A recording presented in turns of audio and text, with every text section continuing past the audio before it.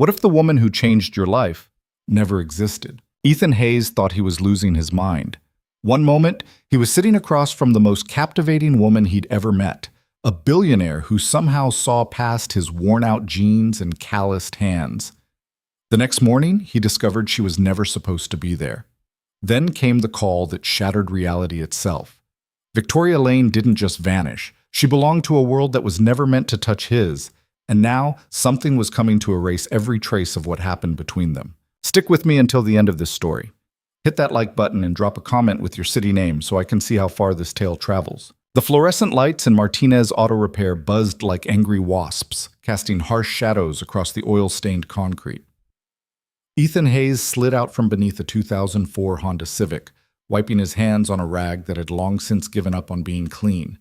His knuckles were split in 3 places, the kind of wear that came from years of forcing stubborn bolts and catching sharp edges in tight engine compartments. "You look like hell," Marcus said, leaning against the toolbox with his arms crossed.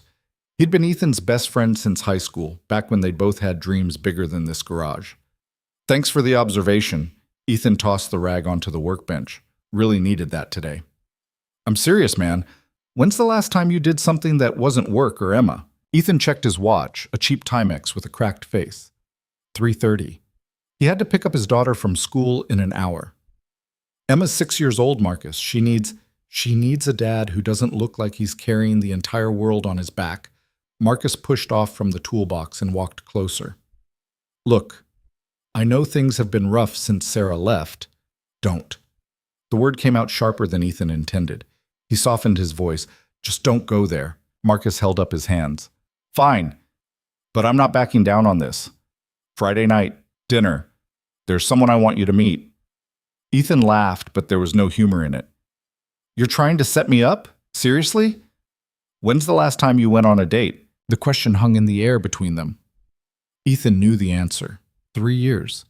3 years since Sarah had walked out, leaving nothing but a note on the kitchen counter and a 6-month-old baby girl. The note had been short, just 4 sentences about how she wasn't ready for this life, how she needed to find herself, how he'd be better at this than she ever could be. She'd been wrong about that last part. "I don't have time for dating," Ethan said finally. "Bullshit. Emma's with her grandmother every other Friday. You've got time. You're just scared." Maybe Marcus was right. Maybe fear had become so familiar that Ethan had started mistaking it for practicality. Fear of letting someone in. Fear of Emma getting attached to someone who might leave. Fear of admitting that the hole Sarah had left still ached on quiet nights when Emma was asleep and the house felt too empty. "What's her name?" Ethan heard himself ask. Marcus grinned. "Does that mean you're saying yes?" "It means I'm asking a question." "Her name's Jessica. Works in accounting at the hospital. Nice smile, good sense of humor. Doesn't mind that you've got a kid." Marcus pulled out his phone and started typing. "I'm telling her you're in." "Wait." But Marcus had already hit send. Ethan felt a flutter of something in his chest. Anxiety, probably. Or maybe indigestion from the gas station burrito he'd had for lunch. "Friday, 7 o'clock. Rossi's on 5th Street. Marcus clapped him on the shoulder. "Trust me on this." Friday arrived faster than Ethan wanted. He stood in front of his bathroom mirror trying to decide if the blue shirt was too formal or not formal enough. Emma sat on the closed toilet lid, swinging her legs and watching him with the kind of intense focus she usually reserved for cartoons. "You look nervous," she said. "I'm not nervous." "Your hand is shaking." Ethan looked down. She was right. He lowered the razor and rinsed it in the sink. It's been a while since I've done this." "Done what? How did you explain dating to a 6-year-old? "Gone to dinner with a grown-up who isn't Grandma or Uncle Marcus." Emma tilted her head, considering this. "Is it a girl?" "Yeah, sweetie. It's a girl." "Is she pretty?" "I don't know. I haven't met her yet." "Do you want her to be pretty?" Ethan turned to face his daughter. She had Sarah's eyes, bright green and too perceptive for her age. Sometimes when she looked at him like this, he felt like she could see straight through to all the broken parts he tried to hide. "I want her to be kind," he said honestly. "Pretty doesn't matter much if someone's mean." Emma seemed satisfied with that answer. She hopped down from the toilet and wrapped her arms around his waist. "Have fun, Daddy." He kissed the top of her head, breathing in the strawberry scent of her shampoo. I'll try some. Rossi's was the kind of restaurant that tried too hard. Exposed brick walls, Edison bulbs hanging from black cords, a chalkboard menu written in unnecessarily elaborate script. Ethan felt out of place the moment he walked through the door, despite the blue shirt and the khakis he'd ironed twice. The hostess, a young woman with perfectly styled hair and a smile that didn't reach her eyes, looked him up and down. "Do you have a reservation?" Yeah. Should be under Marcus Reyes?" She checked her tablet, her expression suggesting she found the whole process vaguely distasteful. "Right this way." The table was near the back, tucked into a corner with a view of the kitchen. Ethan sat down and immediately started reading the menu, even though he'd already decided he was ordering the cheapest pasta dish they had. $22 for spaghetti. Jesus. 7 o'clock came and went, then 7:15. Ethan checked his phone 3 times, but there were no messages from Marcus or this Jessica person. He ordered a water and tried not to notice the pitying looks from the waitress. By 7:30, he'd accepted the obvious truth. He'd been stood up. It shouldn't have hurt. He barely knew this woman, had never even seen a picture of her. But it did. Because it confirmed what a small, ugly part of him had always suspected. He wasn't worth showing up for. He was reaching for his wallet to leave money for the water when someone slid into the seat across from him. "I'm so sorry I'm late. Traffic was a nightmare." Ethan looked up, prepared to explain that she had the wrong table and forgot how to breathe. The woman sitting across from him was not someone who should be eating $22 pasta in a restaurant, trying too hard to be sophisticated. She belonged in magazines, in penthouse offices, in places where velvet ropes kept out people like him. Her dark hair was pulled back in a style that looked effortless, but probably cost more than his car payment. She wore a black blazer over a silk blouse, and when she moved, Ethan caught a glimpse of a watch that was definitely real gold. He couldn't finish the sentence. She tilted her head, studying him with dark eyes that seemed to catalog everything at once. His off-the-rack shirt, his cheap watch, the grease still lodged under his fingernails despite 20 minutes of scrubbing. "You're Ethan?" Yes, Ethan Hayes." He was suddenly very aware that his palms were sweating.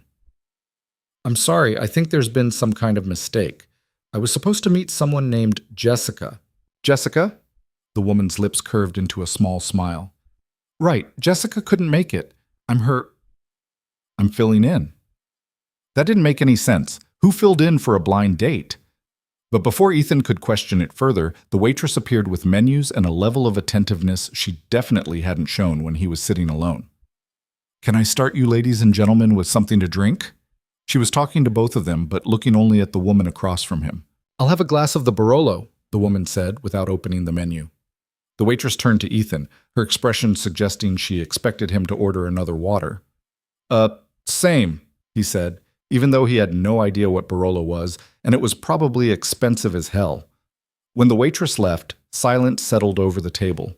Ethan searched for something to say, anything that wouldn't make him sound like a complete idiot. "I didn't catch your name," he managed finally. "Victoria." She extended her hand across the table. "Victoria Lane." Her handshake was firm, professional, the kind of handshake that came from boardrooms and business deals.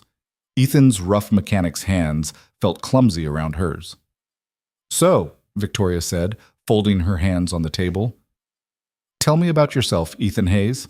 It was a standard opening question, the kind every first date started with, but something in the way she said it made Ethan feel like she was actually interested in the answer, not just making conversation while waiting for an excuse to leave. "There's not much to tell. I work at an auto repair shop. Have a daughter named Emma. She's 6. He paused. "That's pretty much it." "That's it?" Victoria leaned forward slightly. "A job and a daughter? That's your whole story?" Ethan felt defensive heat creep up his neck. "It's enough." "I didn't say it wasn't." Her voice softened. "I'm just curious what you're not saying." The wine arrived, saving him from having to answer immediately. He took a sip and tried not to cough. It tasted like someone had dissolved a leather boot in grape juice. Victoria seemed to notice his reaction but didn't comment on it. "What about you?" Ethan asked, turning the question around. "What's your story?" Victoria's expression shifted, something guarded sliding behind her eyes. "I work in acquisitions, corporate stuff." Boring, mostly. What kind of acquisitions? Real estate, technology, anything with growth potential? She waved her hand dismissively. Let's not talk about work. Tell me about Emma. The subject change was abrupt, almost too abrupt, but Ethan found himself relaxing into it. Talking about Emma was easy, safe. She's everything, honestly. Smart as hell. Sorry, smart as anything. She's reading at a third-grade level already. Loves dinosaurs, hates broccoli, thinks knock-knock jokes are the pinnacle of comedy. He felt himself smile without meaning to.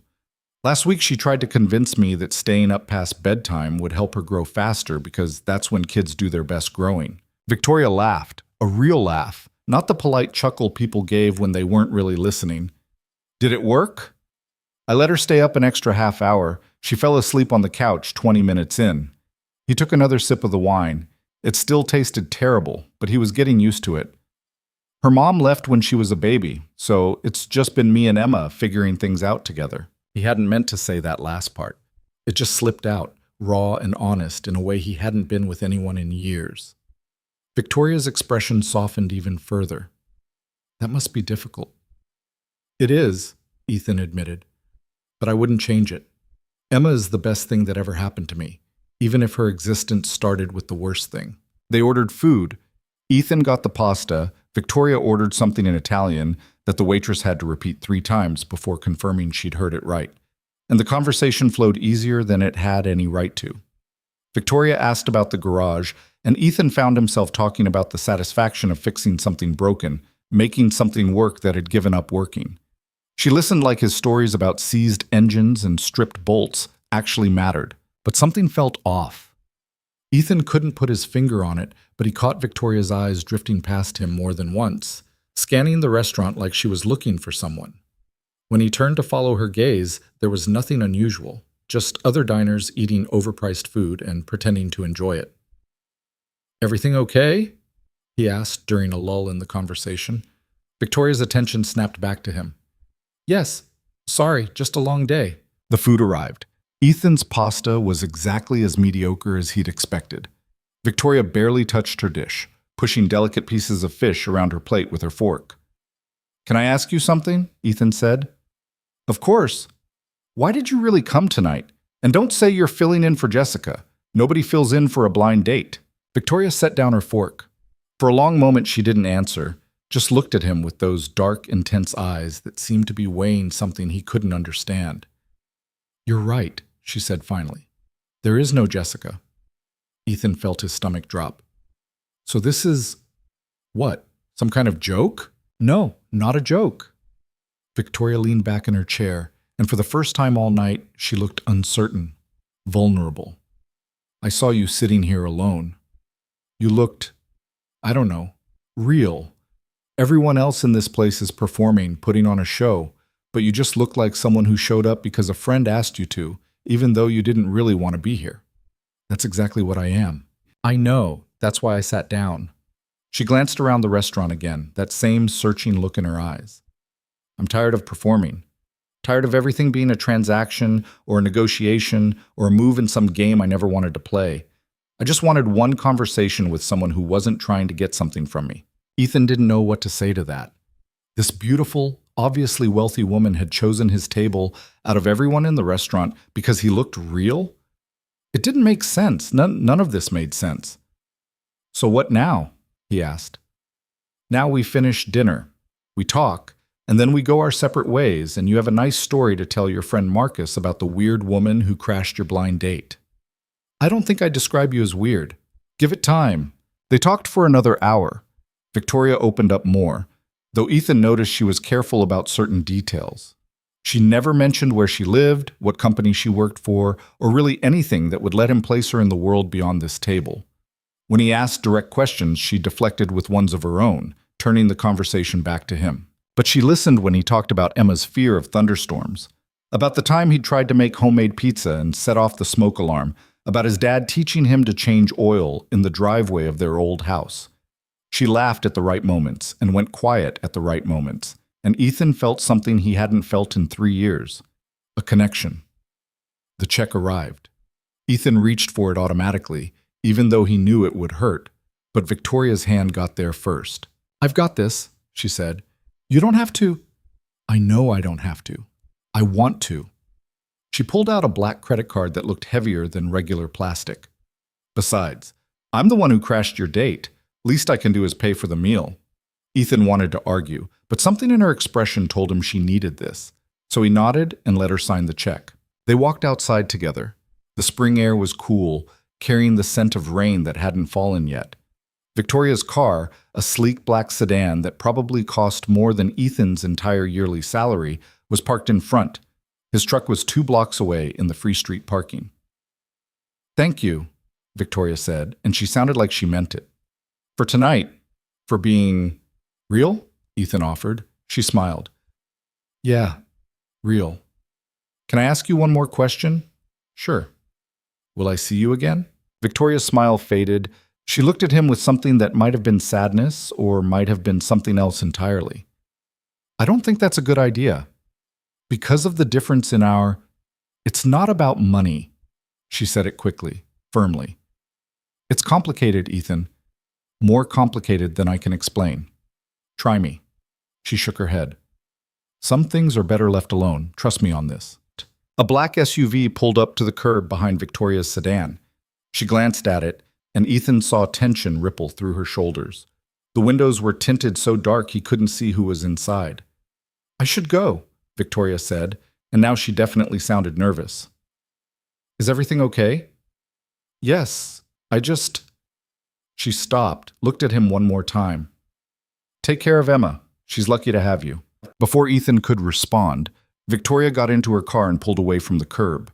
The black SUV followed her, staying close enough that it couldn't be coincidence. Ethan stood on the sidewalk, watching until both vehicles disappeared around the corner and tried to shake the feeling that something important had just happened. Something he didn't understand but should pay attention to. He pulled out his phone to call Marcus to tell him about the bizarre evening, but stopped when he saw he had a text from his mother. "Emma's asking when you'll be home. She drew you a picture." Ethan smiled and typed back that he was on his way. Whatever strangeness had just occurred with Victoria Lane, it didn't matter. His real life was waiting at home in the form of a 6-year-old girl who wanted to show him a picture. He walked to his truck, started the engine, and headed toward his mother's house. He didn't notice the car parked across the street with its lights off. Didn't see the figure inside watching him leave. Didn't know that his life had just shifted in ways reality wasn't supposed to allow. Saturday morning came with weak sunlight and Emma jumping on his bed. "Daddy! Daddy, wake up! I made you breakfast!" Ethan cracked one eye open. "What time is it?" 7:30. "I've been awake since forever." He pulled her into a hug, breathing in her little kid smell of sleep and strawberry shampoo. "What did you make me?" "Cereal! And I didn't spill the milk." "Not even a little bit?" "Well, maybe a little bit, but Grandma cleaned it up before you could see it, so it doesn't count." Ethan's mother appeared in the doorway, coffee mug in hand, and an expression that said she was already tired, even though the day had barely started. "Good morning to you too, Emma. We talked about letting Daddy sleep in on weekends, remember?" "But I missed him." "I missed you too, baby girl," Ethan said, tickling her sides until she squealed and squirmed away. He looked at his mother. "Thanks for watching her last night, Mom. How was your date?" His mother's tone was carefully neutral, but he could see the hope in her eyes. She worried about him being alone, worried that he was sacrificing too much of his own life for Emma's. It was strange. Strange bad or strange good? I'm honestly not sure yet. Emma tugged on his arm. "Come see the picture I drew." "Let your father get dressed first," his mother said, but Emma was already pulling him out of bed and toward the kitchen. He went willingly, still in yesterday's clothes minus the shoes, because this was his life now, and he'd learned to embrace it. The picture was taped to the refrigerator, a crayon drawing of 3 stick figures. One tall with brown hair, him, one small with yellow hair, Emma, and one in the middle with black hair and a triangle dress. "Who's that?" Ethan asked, pointing to the third figure. "I don't know," Emma said. "I saw her in my dream last night. She was nice. She told me you were a good daddy." Something cold slid down Ethan's spine. "What did she look like?" "Like in the picture. Pretty. She had dark hair and dark eyes, and she smiled a lot." Ethan's mother was watching him with concern. Everything okay, honey? Yeah, he lied. Everything's fine. But it wasn't fine. Because the woman Emma had described, the woman in the drawing with black hair and a triangle dress, looked exactly like Victoria Lane. And that was impossible. Emma hadn't met Victoria, hadn't seen any pictures, couldn't have known what she looked like. Unless… Ethan shook his head. No, that was crazy thinking. Emma had a vivid imagination. She dreamed about dinosaurs and fairies and sometimes characters from her books. This was just coincidence. His phone buzzed on the counter. Unknown number. He answered it without thinking. Hello? Ethan Hayes? The voice was male, professional, unfamiliar. Yeah, who's this? My name isn't important. I'm calling about your dinner last night at Rossi's. Ethan's grip tightened on the phone. How do you know about that? We know a lot of things, Mr. Hayes, including the fact that you weren't supposed to meet Victoria Lane. That meeting was an accident, an anomaly. What the hell are you talking about? I'm talking about the fact that you need to forget about last night. Forget about Victoria. She doesn't exist in your world, and trying to find her will only cause problems for both of you. Is this some kind of threat? It's advice. Good advice. If you care about your daughter, you'll listen. The line went dead. Ethan stood in his kitchen, phone still pressed to his ear, while Emma hummed and colored at the table and his mother made pancakes like the world hadn't just tilted sideways. Someone had just called him about Victoria. Someone who knew where he'd been, who he'd been with, and was warning him to stay away. He needed answers, needed to understand what the hell was happening. Mom, he said, keeping his voice steady for Emma's sake. Can you watch Emma for a few more hours? Of course, but I need to take care of something. He was already moving toward the door, grabbing his keys, ignoring his mother's protests. He drove back to Rossi's even though they wouldn't be open for hours, parked in the lot and stared at the restaurant like it might give him answers. His phone rang again. Unknown number, but a different one this time. Hello. Ethan. Victoria's voice, but different, strained, urgent. Don't go back to the restaurant. Where are you? I can't explain over the phone, but you need to trust me. Go home. Forget about last night. Someone already called me with that advice, right before they mentioned my daughter. Silence on the other end. Then, meet me tonight, 10 o'clock. The old train station on 7th. Come alone. Victoria, what's going on? Everything I'm about to tell you will sound impossible, but I need you to believe me anyway, because your life might depend on it. My life? Jesus Christ, what did I walk into? Something that was never supposed to happen. A mistake that very powerful people want to correct. Her voice dropped lower. I'm sorry, Ethan. I'm so sorry. I should never have sat down at your table. Then why did you? Because for one night, I wanted to feel normal. I wanted to talk to someone who saw me as just me. Not what I represent or what I'm worth or what timeline I'm from. What timeline? Victoria, you're not making any sense. I will tonight, 10 o'clock, old train station. And Ethan? She paused. If I don't show up, if something happens to me before then, just know that last night was real. Whatever else happens, that was real. The line went dead. Ethan sat in his truck in an empty parking lot, holding a phone that had just delivered 2 impossible conversations, and tried to convince himself he wasn't losing his mind. But the drawing on his refrigerator said otherwise. The warning about his daughter said otherwise. The fear in Victoria's voice said otherwise. Something was happening. Something that reached beyond normal understanding of how the world worked. And despite every rational bone in his body telling him to go home, lock his doors, and pretend last night never happened, Ethan knew he'd be at that train station tonight. Because Victoria had been right about one thing. Last night had been real. And for the first time in 3 years, he'd felt something other than the weight of responsibility and the ache of loneliness. He wasn't ready to let that go. Not yet. Not even if it meant stepping into something impossible. The hours crawled by like insects under glass. Ethan tried to act normal for Emma's sake, tried to focus on making lunch and helping her build a fort out of couch cushions. But his mind kept circling back to Victoria's voice on the phone. What timeline I'm from? What the hell did that even mean? Daddy, you're not listening. Emma stood in front of him with her hands on her hips, a perfect imitation of his mother when she was annoyed. Sorry, baby. What did you say? I said the fort needs a roof. You have to help me put the big blanket on top. He helped her drape the blanket over the cushion structure, tucking in the edges like she instructed. Emma crawled inside and immediately declared it perfect. Ethan sat on the floor outside her fort, back against the couch, and checked his phone for the 100th time. No new messages, no missed calls. His mother emerged from the kitchen, drying her hands on a dish towel. You seem distracted. Just tired. Ethan. She sat down next to him, lowering her voice so Emma wouldn't hear. What happened last night? And don't tell me it was just a date. I've seen you worried before, but this is different. He wanted to tell her, wanted to unload all of it. The strange woman who'd appeared at his table, the phone calls, the impossible things Victoria had said. But where would he even start?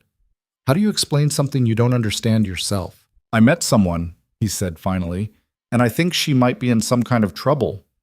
What kind of trouble? I don't know. That's what I'm trying to figure out. His mother studied his face for a long moment. Be careful, honey. You've got Emma to think about. I know. Do you? Because I see that look in your eyes. That's the same look you had when you first met Sarah, like you'd jump off a cliff if someone asked you to. Ethan flinched. This isn't like that, isn't it? She stood up, folding the dish towel with precise movements. I'm just saying, some people come into our lives and turn everything upside down. And sometimes that's good, but sometimes it's just chaos pretending to be connection. She was right, of course. His mother was usually right about these things. But knowing that didn't change the fact that he'd be at that train station tonight, no matter how stupid or dangerous it might be. By 8 o'clock, Emma was in bed and Ethan was pacing his small living room, watching the minutes tick by. He'd told his mother he needed to run an errand, promised he'd be back before midnight. She'd given him a look that said she knew he was lying but wasn't going to call him on it. At 9:30, he got in his truck and started driving. The old train station on 7th had been abandoned for years, ever since the city built the new transit center downtown. Ethan had driven past it 1,000 times without really seeing it. Just another piece of urban decay that nobody had bothered to tear down yet. Tonight he saw it clearly. The crumbling brick facade, windows boarded up with plywood that had warped and rotted, weeds growing through cracks in the parking lot, a chain-link fence that had been cut open in at least 3 places. It looked like the kind of place teenagers went to drink beer and pretend they were tougher than they were. Ethan parked on the street and checked the time. 9:58. He sat in the truck for another minute, giving himself one last chance to turn around and drive home, to choose safety over answers. He got out of the truck. The fence made a rattling sound as he slipped through one of the cut sections. His footsteps echoed on the broken concrete platform. The station was bigger than he'd realized from the street, a long covered area with support pillars every 20 feet, benches that had been stripped for scrap metal, and walls covered in layers of graffiti. Victoria? His voice sounded too loud in the empty space. I'm here. She stepped out from behind one of the pillars, and Ethan's breath caught. She was dressed differently than last night, jeans and a dark jacket instead of the expensive clothes, but she looked just as out of place, like someone had cut her from a different photograph and pasted her into this scene. You came, she said. You knew I would. I hoped. She moved closer, and Ethan could see the tension in her shoulders, the way her eyes kept scanning the darkness beyond the platform. We don't have much time. They'll find us soon. Who will? The people who called me?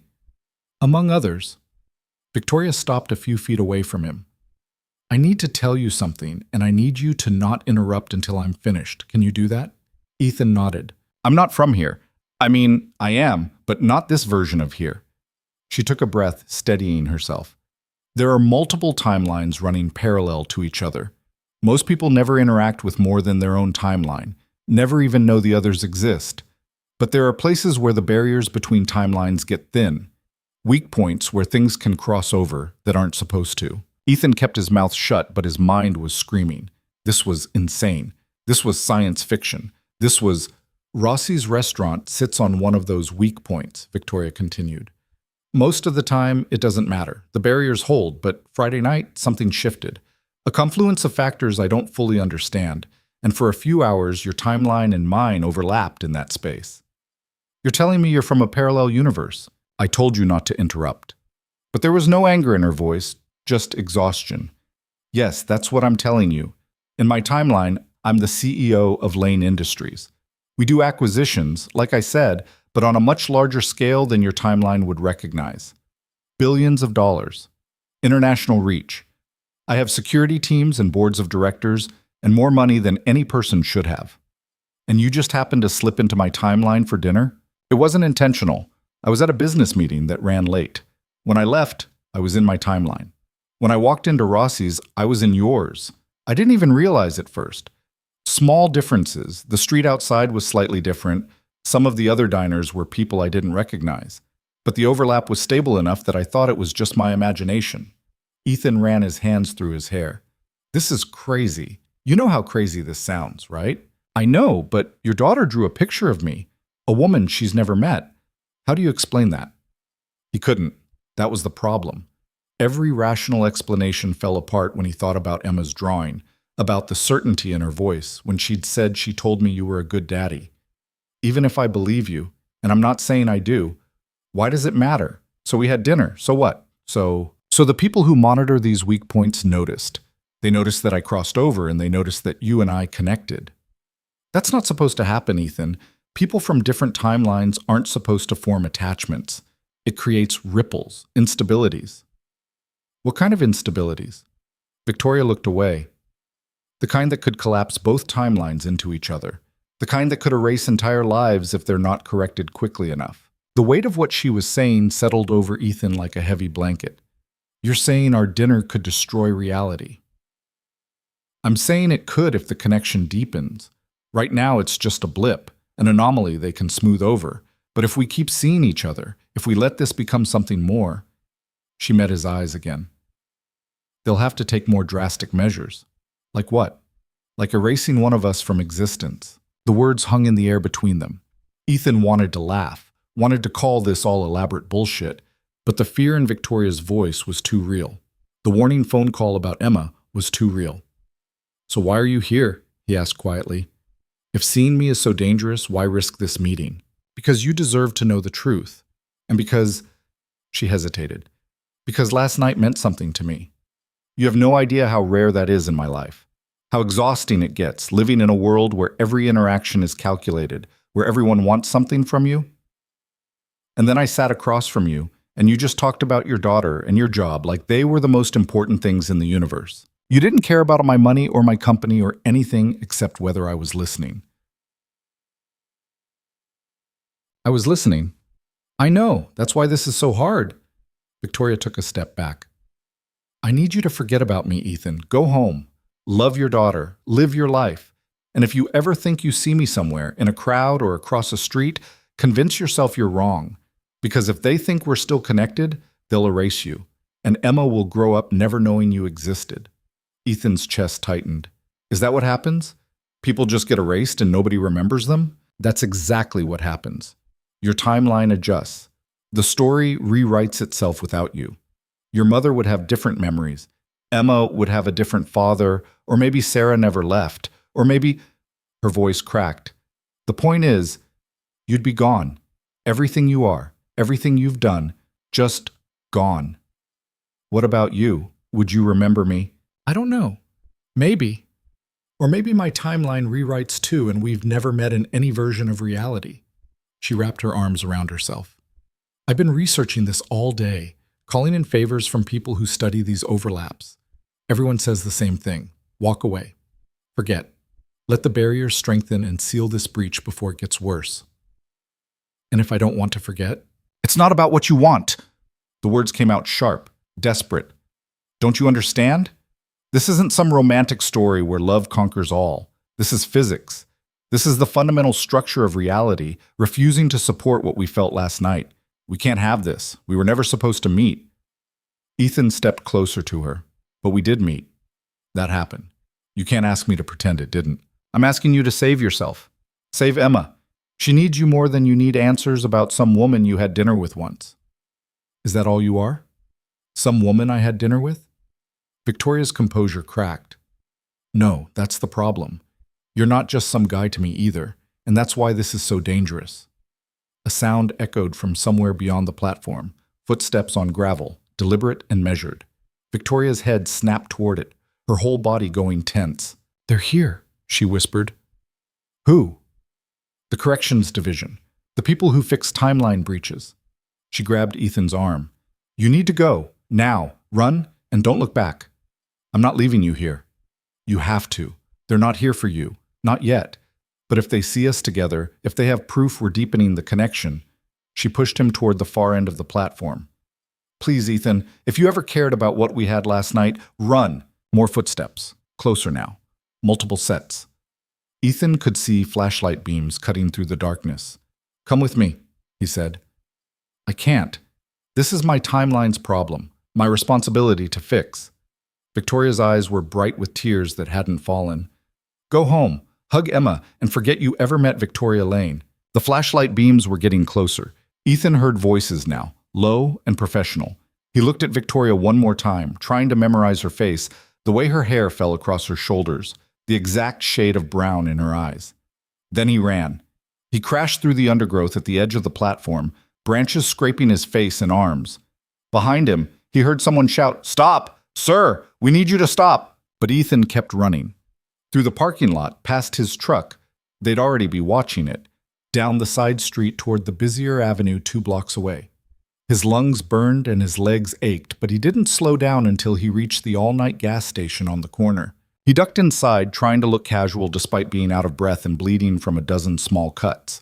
The clerk barely glanced at him. Ethan grabbed a bottle of water and went to the bathroom, locking the door behind him. His hands were shaking so badly he could barely turn on the faucet. He splashed water on his face and looked at himself in the mirror.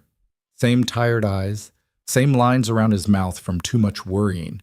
But something had changed. Something fundamental had shifted in how he understood the world. Parallel timelines, corrections divisions, people being erased from existence. It was insane. All of it was completely insane. But Emma had drawn Victoria's picture before she'd ever seen her. Ethan pulled out his phone and called Marcus. It rang 4 times before his friend answered, sounding groggy. Do you know what time it is? Marcus, I need to ask you something about Friday night. Can it wait until morning? I'm trying to sleep. No, it can't wait. You said you set me up with someone named Jessica. What's her last name? Silence on the other end. Then, what are you talking about? Jessica. The woman from the hospital you were setting me up with. What's her last name? Ethan, I don't know anyone named Jessica. The bathroom suddenly felt smaller. You told me about her on Friday, at the garage. You said she worked in accounting at the hospital and had a nice smile. I think you had a weird dream, man. I never set you up with anyone. You told me you weren't ready to date, remember? Marcus, this isn't funny. I'm not joking. Are you okay? You sound kind of freaked out. Ethan ended the call without saying goodbye. His hands were shaking worse now. The timeline was already adjusting, already rewriting itself to seal the breach. Marcus didn't remember setting him up, which meant soon nobody would remember why Ethan had been at Rossi's that night. Maybe they wouldn't remember he'd been there at all. He stayed in the gas station bathroom for 20 minutes, trying to calm down enough to think clearly. When he finally came out, he bought the water and a pack of gum and walked back toward where he'd left his truck. The streets were empty now, quiet except for the distant sound of traffic from the highway. His truck was still parked where he'd left it. No signs of the corrections division or whoever they were. Ethan got in and started the engine, half expecting it not to work, expecting reality to have shifted enough that he'd never owned this truck. But it started normally. The same rattle from the exhaust, the same squeak from the driver's seat. He drove home slowly, taking back streets and checking his mirrors constantly. Nobody followed him. When he got home, his mother's car was gone. She must have left after Emma fell asleep, trusting him to be back soon. Ethan went to Emma's room and stood in the doorway, watching her sleep. She was real, solid, unchanged by whatever was happening to the fabric of reality around them. Her stuffed dinosaur was tucked under her arm, and her blanket was kicked off like always. He walked over and pulled the blanket back up, tucking it around her shoulders. Emma stirred but didn't wake. On her nightstand, next to the princess lamp she insisted on keeping on all night, was the drawing. 3 figures, him, Emma, and Victoria. Ethan picked it up carefully and studied it in the dim light. The woman in the middle had black hair and a triangle dress, and a smile that Emma had drawn with careful precision. She's not real, Ethan whispered to himself. She can't be real. But the drawing said otherwise, and the ache in his chest said otherwise, and the way Victoria's voice had broken when she'd told him to run said otherwise. He took the drawing and went to his own room, sat on his bed and stared at it until the lines blurred together. Sometime around 3 in the morning, he fell asleep with the paper still in his hands. He woke up to sunlight and Emma jumping on his bed again. "Daddy, you're still in your clothes from yesterday. Did you sleep in your clothes?" Ethan sat up, disoriented.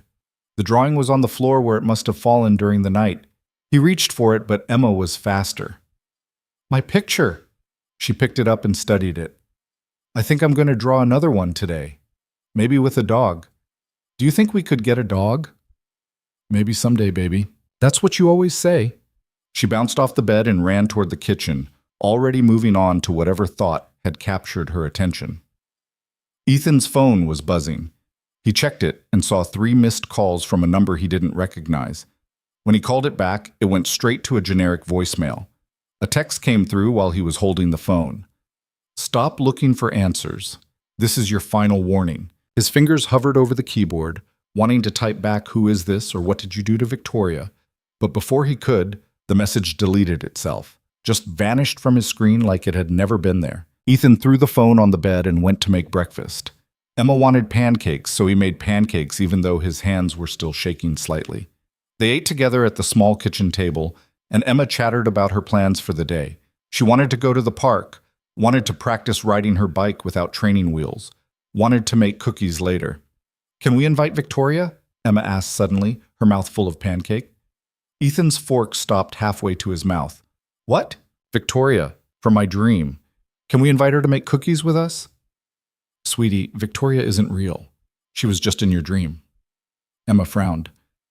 "But she felt real, and she said she wanted to make cookies with me. She said she used to make cookies with someone when she was little, but she doesn't get to anymore." The kitchen felt too warm. "What else did Victoria say in your dream?" "She said to tell you she's sorry. And she said some other stuff, but I don't remember exactly. Something about you being brave." Emma took another bite of pancake. "Can we still make cookies even if she can't come?" "Yeah, baby, we can make cookies." The rest of Sunday passed in a haze of forced normalcy. They went to the park. Emma practiced on her bike and fell twice, but got back up both times, determined to master it. They made chocolate chip cookies, and Emma insisted on adding extra chips to every single one. They watched a movie before bed, some animated thing about talking animals that Ethan couldn't focus on. When Emma was finally asleep, he sat in his living room with the lights off and tried to process everything. 2 days ago, his life had made sense. It was small and limited and sometimes lonely, but it made sense. Now he was being told that reality had multiple versions, that he'd accidentally connected with someone from a parallel timeline, and that mysterious organizations were working to erase all evidence of it. The smart thing would be to let them, to forget about Victoria Lane and her impossible story and the way she'd looked at him, like he mattered. The smart thing would be to protect Emma and himself by staying in his own lane. But Ethan had never been particularly good at doing the smart thing. He grabbed his laptop and started searching. Timeline overlaps. Parallel universe theories. Reality corrections. Most of what came up was science fiction or philosophical speculation. But buried in academic journals and fringe science forums, he found references to something called the Multiverse Integrity Project, a theoretical organization dedicated to monitoring and maintaining barriers between parallel timelines. Theoretical. Everything he found said it was theoretical, except Victoria had known about it, had described it with the kind of specific detail that didn't come from theory. Ethan dug deeper, following links down rabbit holes until his eyes burned from staring at the screen. Around 2 in the morning, he found a forum post from 7 years ago, someone claiming to be a whistleblower from the project, describing how they handled breaches. Most of the post had been redacted, just black bars where text used to be. But one paragraph remained. When a connection forms between individuals from different timelines, the project evaluates the risk level. Low-risk connections are monitored. Medium-risk connections are discouraged through subtle interventions. High-risk connections, those involving emotional attachment or potential offspring, require immediate correction through erasure protocols. The affected individual is removed from their timeline, and reality adjusts to compensate for their absence. In most cases, the adjustment is seamless. The person simply never existed, Ethan read that paragraph 5 times, each word hitting like a punch to the gut. The person simply never existed. His phone rang, making him jump. Unknown number again. He answered it without thinking. "Mr. Hayes," a woman's voice this time, cold and professional. "This is your final warning. Stop researching the project. Stop trying to contact Victoria Lane. Return to your normal life, or we will be forced to implement corrective measures." "What did you do to her?" Ethan's voice came out rough. "Where is she?" "Ms. Lane has been returned to her proper timeline. The breach has been sealed. This incident is concluded." "Let me talk to her." "That's not possible." "Then I'll keep looking. I'll keep digging until I find answers." The woman on the phone sighed. "Mr. Hayes, you have a 6-year-old daughter who depends on you. Consider carefully whether pursuing this matter is worth the risk to her well-being." "Are you threatening my daughter?" "I'm reminding you of your priorities. Emma needs her father. Don't force us to create a timeline where she doesn't have one." The line went dead. Ethan sat frozen, the phone still pressed against his ear. They'd used Emma's name. They knew exactly how to hurt him, exactly where to apply pressure. He closed the laptop and put it away, deleted his browser history, cleared his cache, erased every trace of his research. Then he took Emma's drawing from the refrigerator and stared at it one more time. 3 figures. A family that would never exist. He should throw it away, should burn it and scatter the ashes and forget any of this ever happened. That's what they wanted. That's what would keep Emma safe. Instead, he folded it carefully and put it in the box where he kept important papers. Emma's birth certificate, his own birth certificate, the deed to his truck. Things that proved he existed, that his life was real and documented and couldn't just be erased, even though he was starting to understand that maybe it could. Monday morning came too early. Ethan dropped Emma at school and drove to the garage, trying to slip back into the comfortable routine of work. But his hands felt clumsy on the tools, and he kept losing track of what he was doing. "You okay?" one of the other mechanics asked. "You've been staring at that engine for like 10 minutes without touching anything." "Yeah, sorry, didn't sleep well." He forced himself to focus. Changed oil, replaced brake pads, diagnosed a mysterious rattle in a Honda's suspension. Normal work. Normal problems with normal solutions. At lunch, he sat in his truck and checked his phone. No threatening messages. No calls from Victoria. Nothing to suggest that Friday night had been anything other than a strange dream, except it had been real. He knew it had been real. His phone buzzed with a text from his mother. "Emma's school called. She's not feeling well. Can you pick her up?" Ethan's heart jumped into his throat. He called the school office directly. "This is Ethan Hayes. I got a message that my daughter Emma is sick." "Oh yes, Mr. Hayes. She's been complaining of a stomach ache. No fever, but she's pretty upset. Can you come get her?" "I'll be there in 10 minutes." He drove too fast, his mind spinning worst-case scenarios. They'd threatened Emma. What if they'd done something to her? What if this was the beginning of the erasure, reality adjusting to write her out of his life? But when he got to the school office, Emma was sitting in a chair looking perfectly healthy. She jumped up when she saw him. "Daddy!" "Hey, baby. They said you weren't feeling well." Emma glanced at the school secretary, then back at him. "My tummy hurt, but it's better now." In the truck, with the doors closed and the engine running, Emma's expression changed. She looked older somehow, more serious than a 6-year-old should look. "Victoria came to see me," she said quietly. Ethan's hands tightened on the steering wheel. "What?" "At recess. She was standing by the fence. She looked sad." Emma twisted her hands in her lap. "She said to tell you she's okay. And she said she's sorry, but this is how it has to be. And she said," Emma's voice dropped to a whisper, "she said to tell you that some connections don't belong to one world, but they're real anyway." Ethan pulled over to the side of the road, his whole body shaking. "Emma, did anyone else see her? Any of your teachers or friends?" "No, just me. She said only I could see her because I'm special, because I was in both timelines when I was sleeping." Emma looked up at him with those 2 wise green eyes. "What's a timeline, Daddy?" He didn't know how to answer that, didn't know how to explain something he barely understood himself. So instead he pulled Emma into a hug and held her tight, breathing in her strawberry shampoo and feeling the solid reality of her small body against his chest. It's complicated, baby, but you don't need to worry about it. Victoria said you might be sad for a while. She said that's okay. She said being sad means something mattered. Ethan's eyes burned. He blinked hard, refusing to cry in front of his daughter. Did she say anything else? She said she hopes you find someone who lives in your world, someone who can stay. Emma pulled back and looked at him seriously. But I think she wanted to be that person. I could tell. Yeah, Ethan managed. I think she did too. They drove home in silence. Ethan made Emma soup even though she wasn't actually sick, and they sat on the couch watching cartoons neither of them paid attention to.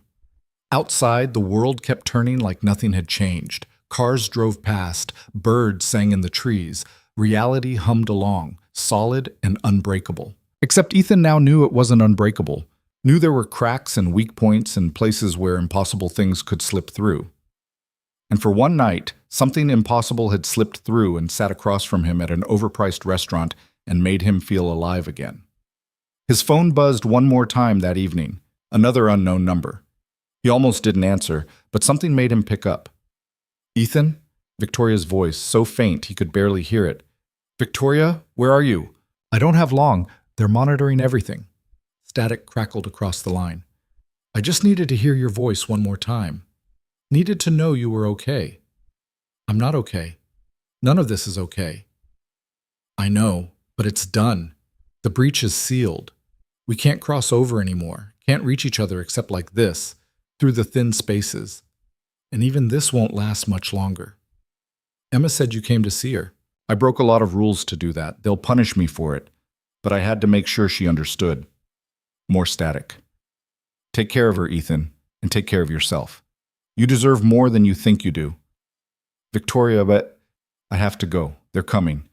Just know that Friday night, that was the most real thing I've felt in years. Maybe ever. Wait, but the line was already dead. Ethan tried calling back, but the number didn't exist. Like it had never existed. Like Victoria herself had never existed, except in the memory of a single father and his 6-year-old daughter who'd both been touched by something impossible. 3 weeks passed like a slow bleed. Ethan went through the motions. Work, Emma, sleep, repeat. But something fundamental had broken inside him. He caught himself staring at strangers on the street, looking for dark hair and expensive clothes, knowing he'd never find her but unable to stop searching anyway. Marcus noticed first. They were closing up the garage on a Thursday evening when he finally said something. You want to tell me what's going on with you? Ethan kept wiping down his tools, not looking up. Nothing's going on. Right. That's why you've been acting like a zombie for 3 weeks. That's why you almost put transmission fluid in Mrs. Chen's radiator yesterday. I caught it before anything happened. That's not the point. Marcus grabbed the wrench out of Ethan's hand, forcing him to pay attention. Talk to me. Is this about that date I supposedly set you up on? The one I don't remember setting you up on? Ethan's jaw tightened. You really don't remember Jessica? For the 100th time, no. I don't know anyone named Jessica. Marcus's expression softened. But you keep asking about her like she's real, like something happened that night that I should know about. Something did happen? So tell me. Ethan looked at his best friend, the guy who'd been there when Sarah left, who'd helped him figure out how to change diapers and make bottles at 2 a.m, who'd never once judged him for the mess his life had become. And he wanted to tell him. Wanted to unload all of it, every impossible detail. But how could he explain something that reality itself had rejected? I met someone, Ethan said finally, at Rossi's, and she was different, special, and now she's gone and I can't stop thinking about her. So call her. I can't. She's not... Ethan struggled for words that wouldn't make him sound insane. She's not available. She never was. It was just one night and it's over. Marcus studied him for a long moment. You fell for her. I barely knew her. That's not what I asked. Ethan turned away, started organizing tools that didn't need organizing. Doesn't matter what I felt. It's done. Man, you're allowed to be hurt. You're allowed to miss someone, even if it was just one night. That doesn't make you weak or stupid or whatever you're telling yourself right now. You don't understand. Then help me understand. But Ethan couldn't, so he just shook his head and finished closing up the garage in silence. Marcus didn't push, but the concern in his eyes followed Ethan all the way to his truck. At home, Emma was having dinner with Ethan's mother. She'd been staying with them more often lately. Ethan's mother had noticed the same thing Marcus had, the way Ethan was slowly coming apart at the seams.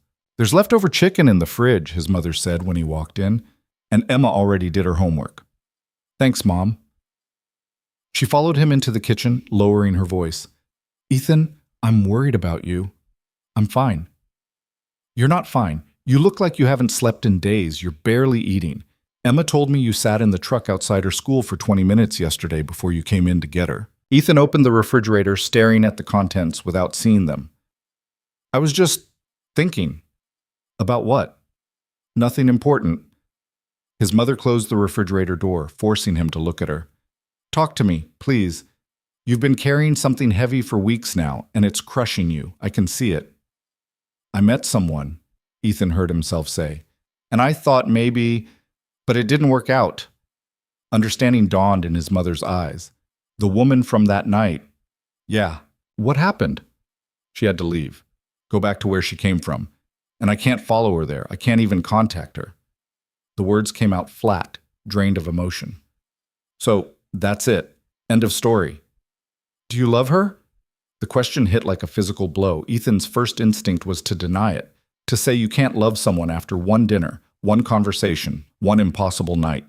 But standing in his kitchen with his mother's concerned eyes on him, he couldn't lie.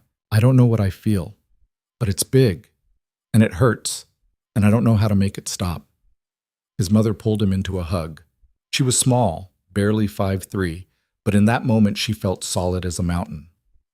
"Oh, honey, I'm so sorry." Ethan let himself lean into her, just for a moment. Let himself be someone's son instead of someone's father. Then he pulled away and wiped his eyes before Emma could see. "I should go say goodnight to her." Emma was in her room building something complicated with blocks. She looked up when Ethan came in, and her smile was bright enough to hurt. "Daddy, look what I made! It's a castle with a moat and a drawbridge that actually moves." He sat down next to her, examining the structure. "This is really good, baby. I'm going to make it even bigger tomorrow. Maybe add a tower." She knocked over one wall accidentally, then started rebuilding it. "Daddy? Yeah? Are you sad about Victoria?" Ethan's throat tightened. "What makes you think I'm sad about her?" "You get this look sometimes. Like you're here but also somewhere else. Grandma says you've got things on your mind, but I think you're thinking about Victoria." She placed another block carefully. "It's okay to miss people, even if they can't come back." "When did you get so smart?" "I've always been smart. You just don't always notice because I'm little." She turned to face him, suddenly serious. "She's not coming back, is she?" "No, sweetie, she's not." "That's sad." "Yeah, it is." Emma thought about this for a moment. "But you still have me, and Grandma, and Uncle Marcus, so you're not all alone." Ethan pulled her into a hug, breathing in her strawberry scent and fighting back the burn in his eyes. "You're right, I'm not all alone." After Emma was asleep, Ethan did something he'd been avoiding for 3 weeks. He went to Rossi's. The restaurant was busy, filled with couples and small groups laughing over wine and overpriced pasta. Ethan stood outside for 5 minutes, working up the courage to go in. Finally, he pushed through the door. The same hostess from 3 weeks ago looked at him blankly. "Do you have a reservation?" "No, I was here a few weeks ago, Friday night. I was wondering if you remembered. We get a lot of people on Friday nights." Her smile was professional but empty. "Would you like a table?" "I was sitting in the back, near the kitchen. There was a woman with me, dark hair, expensive clothes." "Sir, I really can't help you track down other customers. Privacy policy." "No, I just need to know if you saw her. If you remember seating 2 people at that table, or just one." The hostess's expression shifted to concern. "Are you okay? Do you need me to call someone?"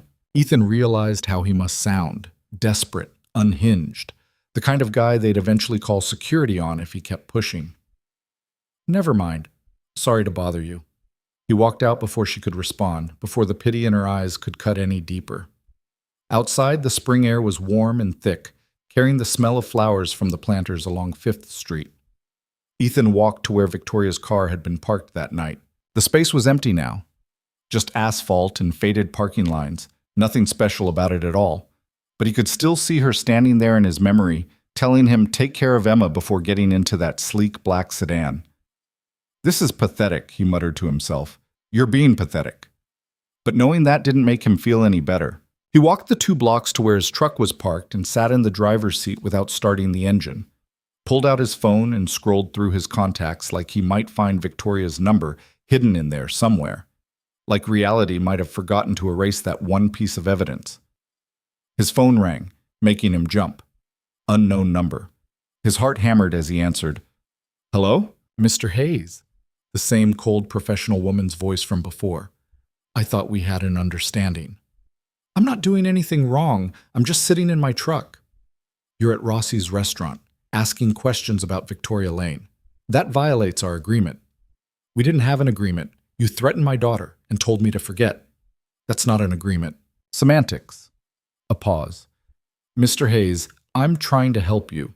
The more you pursue this, the more unstable the situation becomes. Do you understand what I'm saying?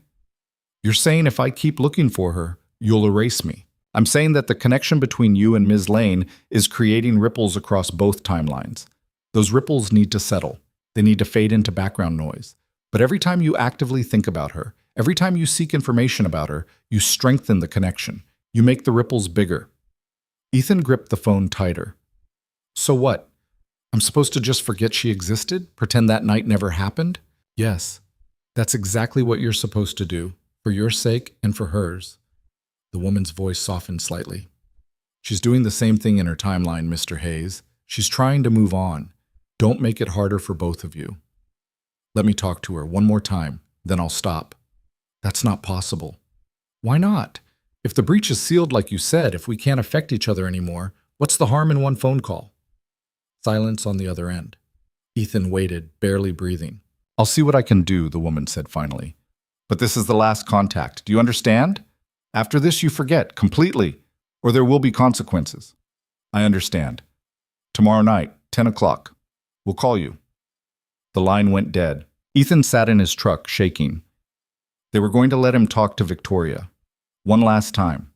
The smart part of his brain, the part that sounded like his mother, told him this was a trap, that he was walking deeper into something dangerous, something that could destroy everything he'd built with Emma.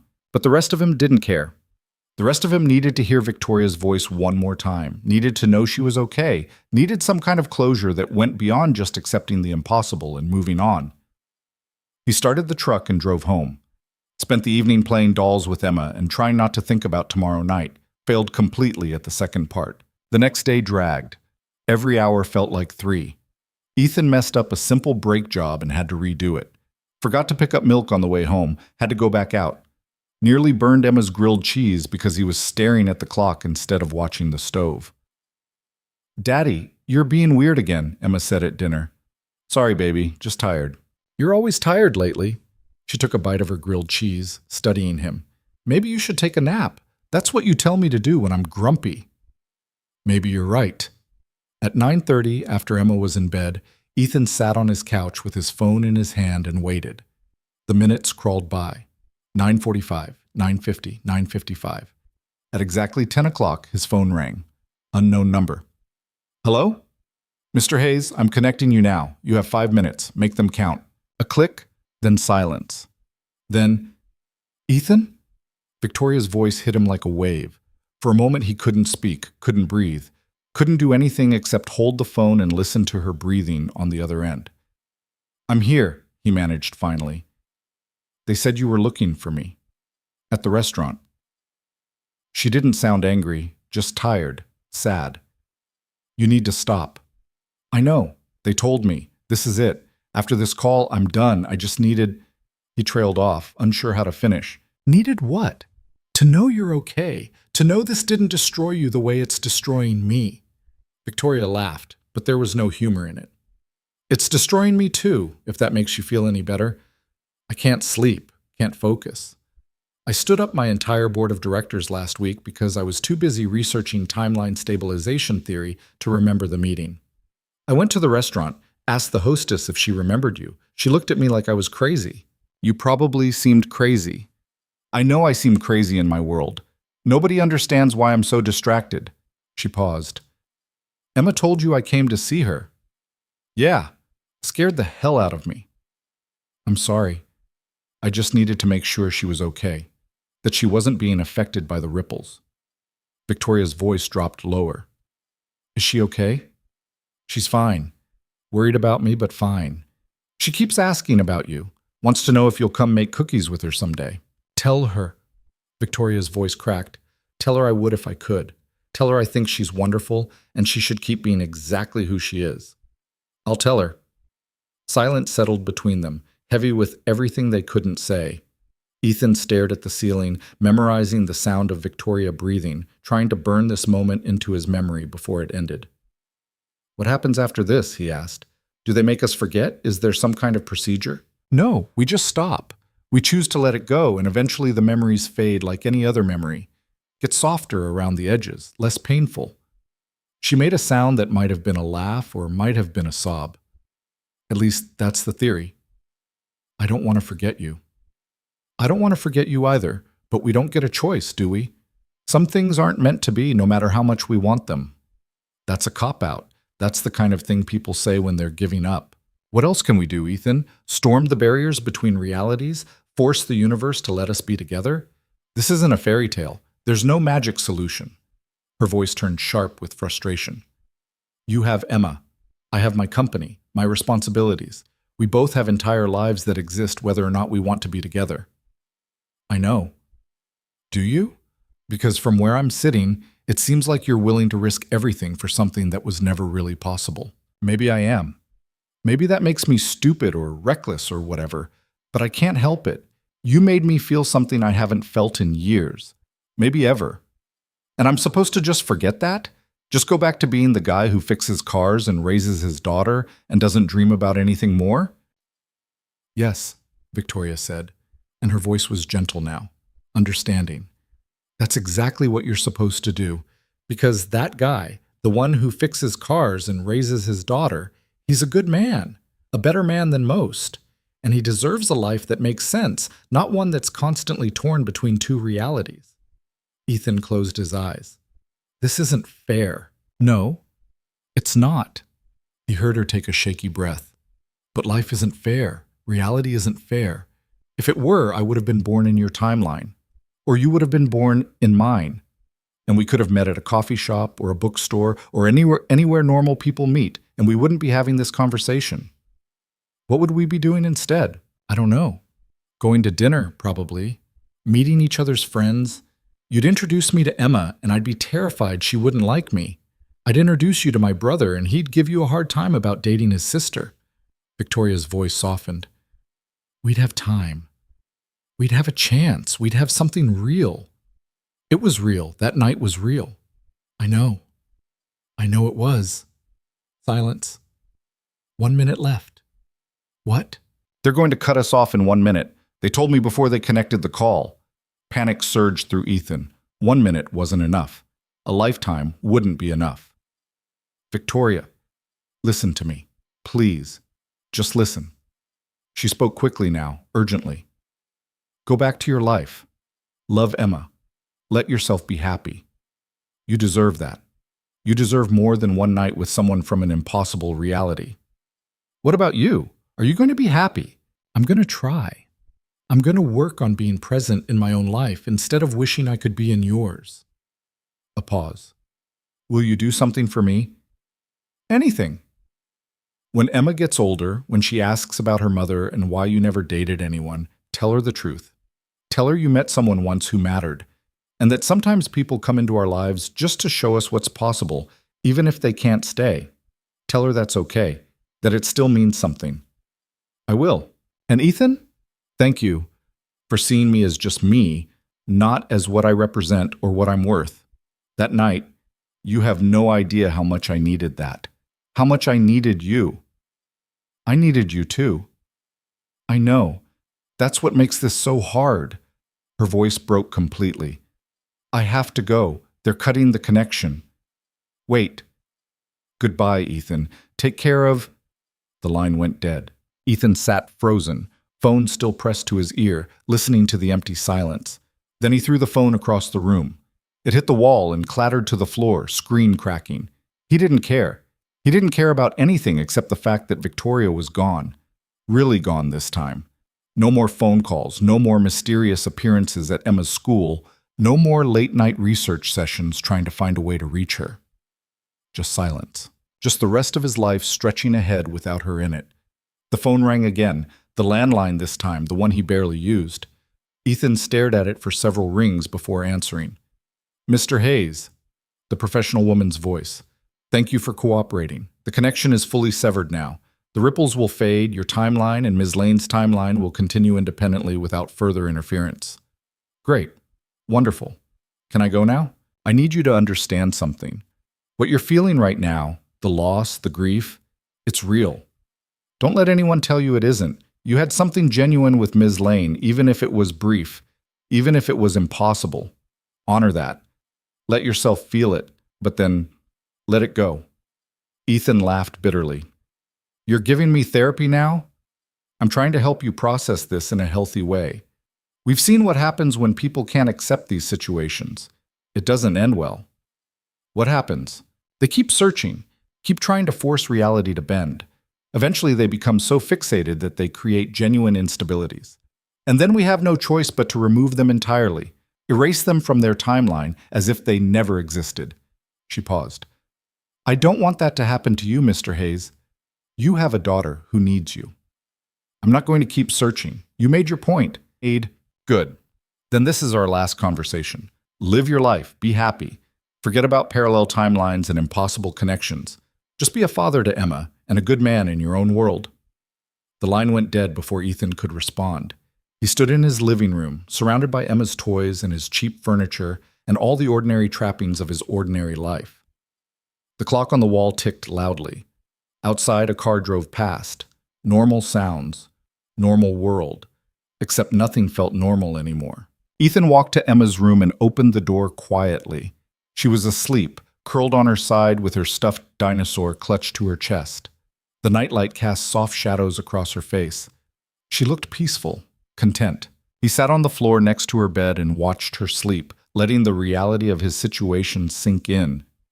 This was his world, this room, this child, this life.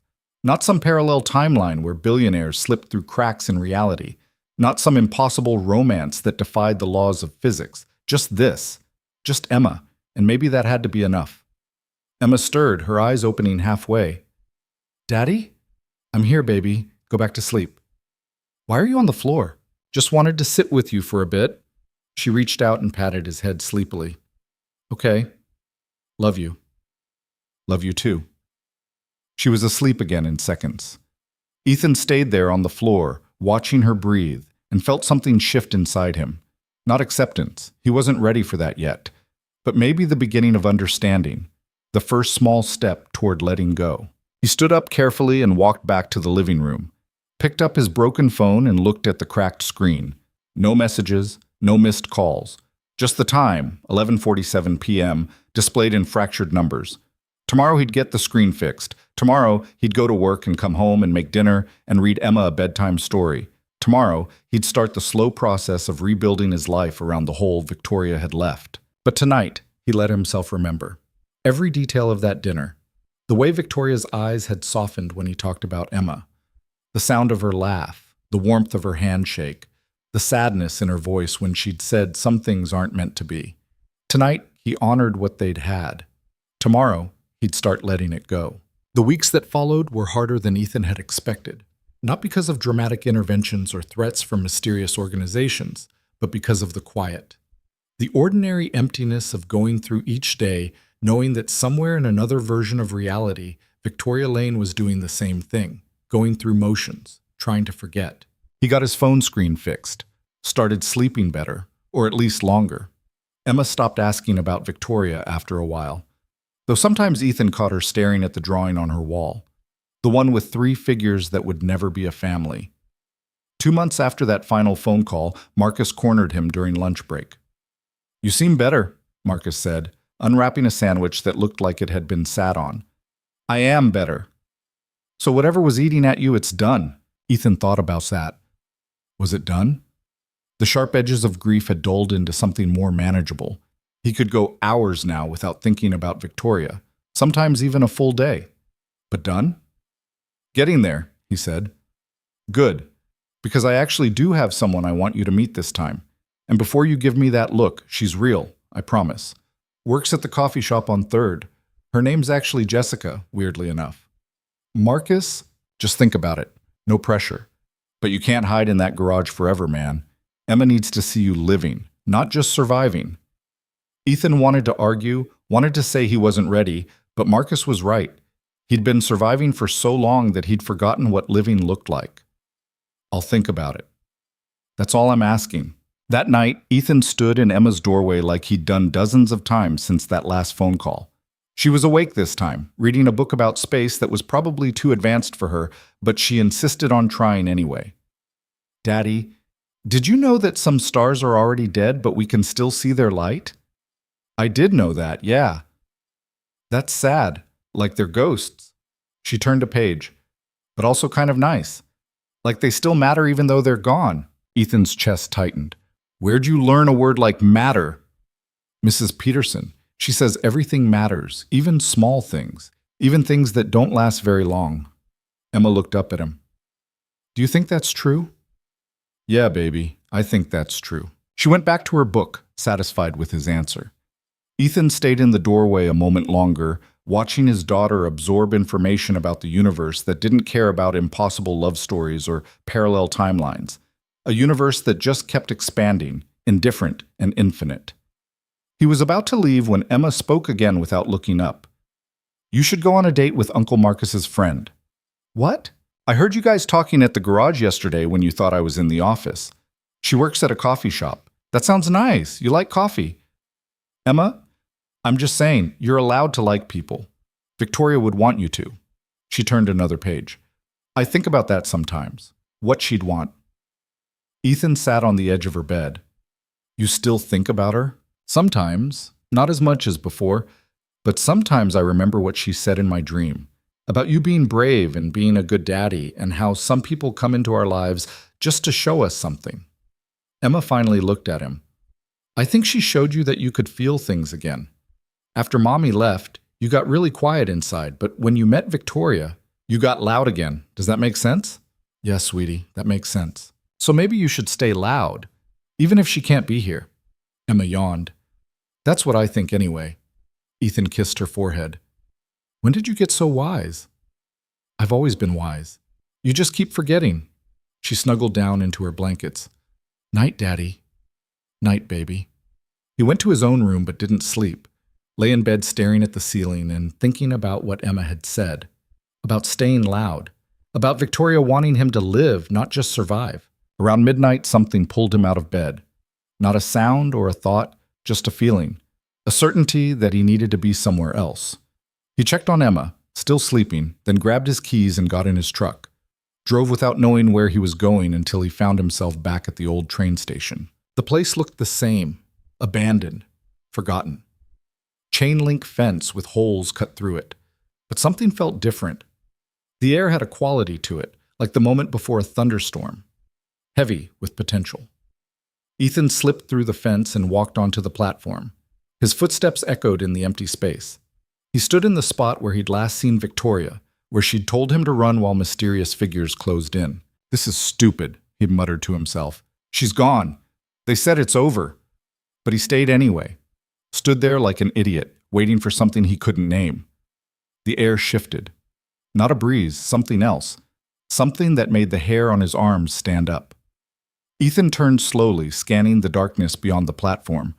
A figure stepped out from behind one of the pillars. For a heartbeat, hope surged through him so violently it hurt. But then the figure moved into better light and Ethan saw it wasn't Victoria. It was a man, tall and thin, wearing a suit that looked expensive even in the dim light. Mr. Hayes, the man's voice was smooth, professional. You need to stop coming here. Who are you? Someone who's been monitoring the situation. Someone who's concerned that you're not moving on the way you're supposed to be. The man stepped closer. The connection between you and Miss Lane should have faded by now, but you keep coming back to this place. You keep remembering. That's causing problems. I'm not doing anything. I'm just standing here.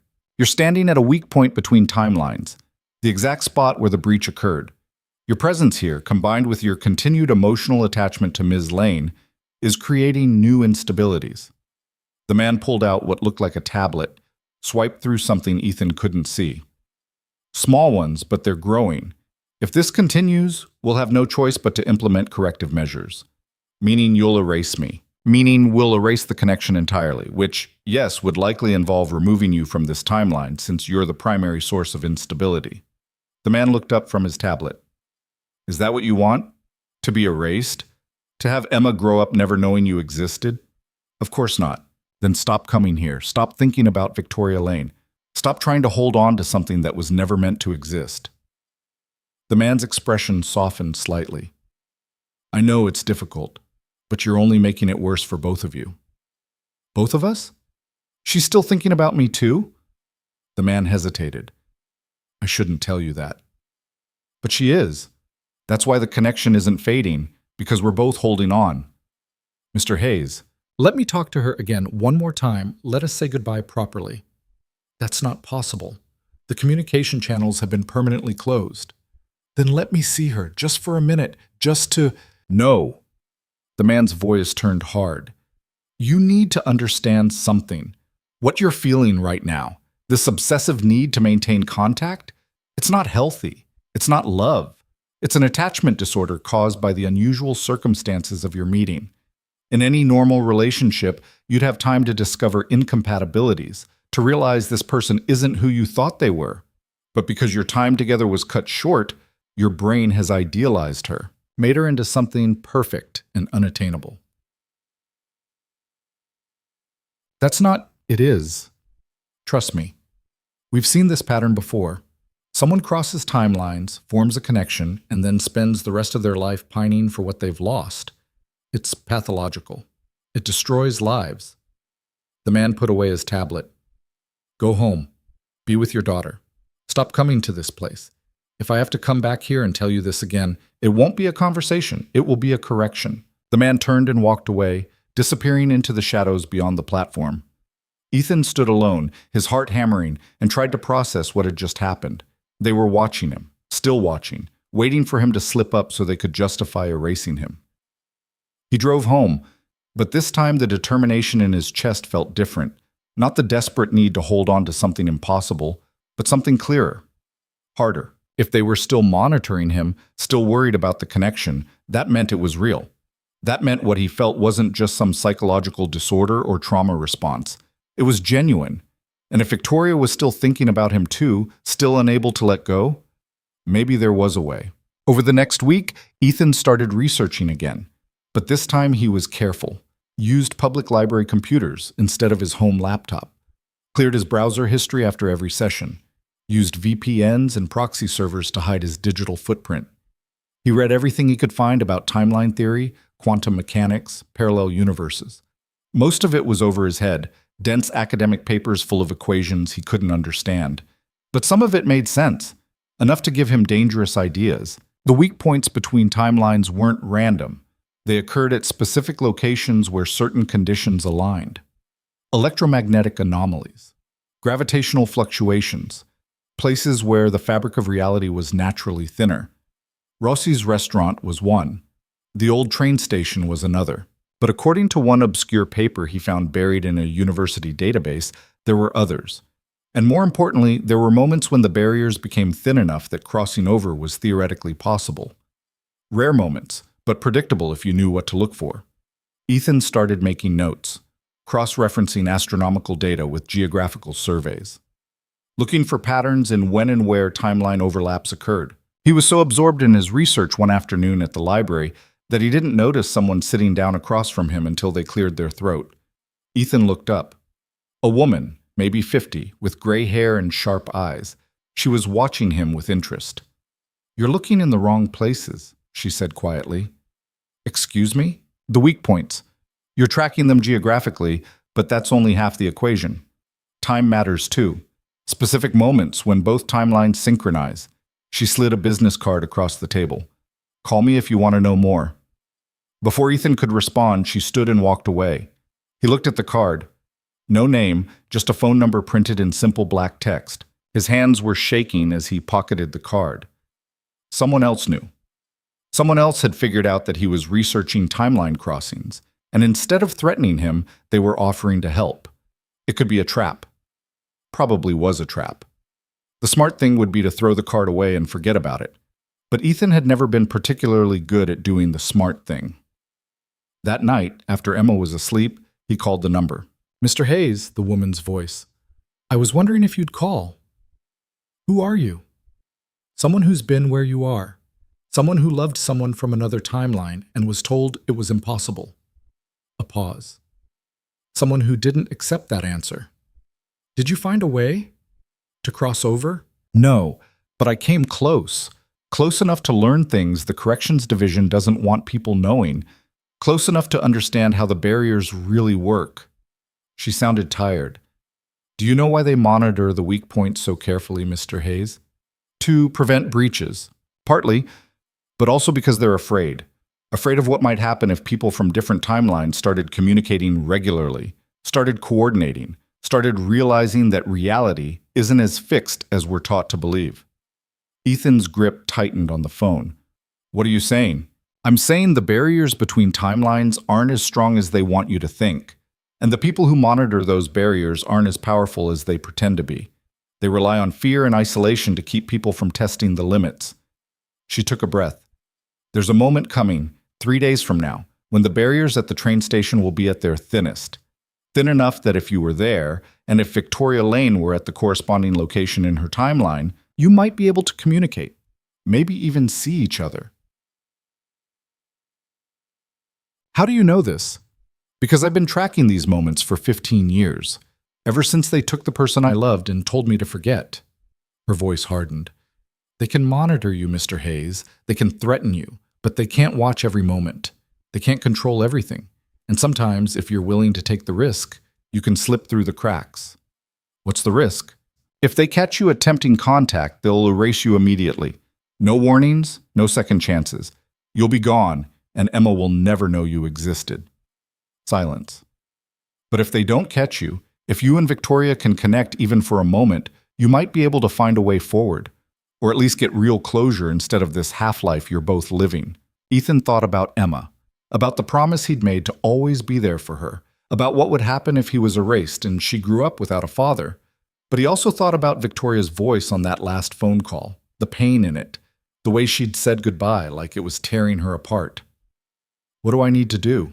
He asked. The woman told him. Specific time, specific location on the platform, instructions for how to recognize when the barrier was thinning, warning signs that the corrections division was nearby. One more thing, she said before hanging up. If you do this, if you make contact with her again, they will know. The instabilities will be too large to ignore. You'll have maybe an hour before they locate you. Make it count. And after that? After that, you run, both of you. There are places the corrections division can't easily reach, blind spots in their monitoring system. I can give you locations. But you'd be fugitives, Mr. Hayes, always looking over your shoulder, always one step from being erased. What about Emma? That's the question, isn't it? What are you willing to sacrifice for this? Your daughter's stability? Her safety? Her father? The woman's voice softened. I won't judge you either way, but you need to be honest with yourself about what you're choosing. She hung up before Ethan could respond. He sat in his dark living room, phone still pressed to his ear, and tried to think clearly. 3 days. 3 days to decide if he was willing to risk everything for one more moment with Victoria. The rational answer was obvious. Stay home. Forget about the train station. Let the connection fade and build a life with Emma that was safe and stable and didn't involve mysterious organizations threatening to erase them from existence. But nothing about this situation had ever been rational. The next morning, Ethan drove Emma to school like always, helped her with her backpack, watched her run toward her friends, waved when she turned back to look at him one more time before going inside. She was so small, so dependent on him for everything. How could he even consider taking a risk that might leave her alone? At work, Marcus noticed him staring into space. You okay? Yeah, just thinking. About what? What it means to be brave, about whether choosing safety is the same as giving up. Ethan put down the wrench he'd been holding. If you loved someone but being with them meant risking everything you'd built, What would you do? Marcus thought about that for a moment. Is this about the woman from that night? Maybe. Then here's what I think. Love isn't about grand gestures or risking everything. It's about showing up every day for the people who need you. Emma needs you, man. Whatever you're thinking about doing, make sure Emma comes first. What if I can do both? What if I can... Can you? Marcus's expression was serious. Really think about it. Can you have both? Or are you just telling yourself that because you want it to be true? Ethan didn't have an answer. That night, he got Emma ready for bed early. Read her 3 books instead of the usual one.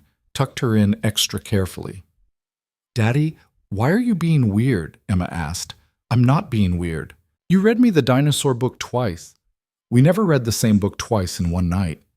She studied his face. "Are you sad again?" "Not sad. Just thinking about important things." "Like what?"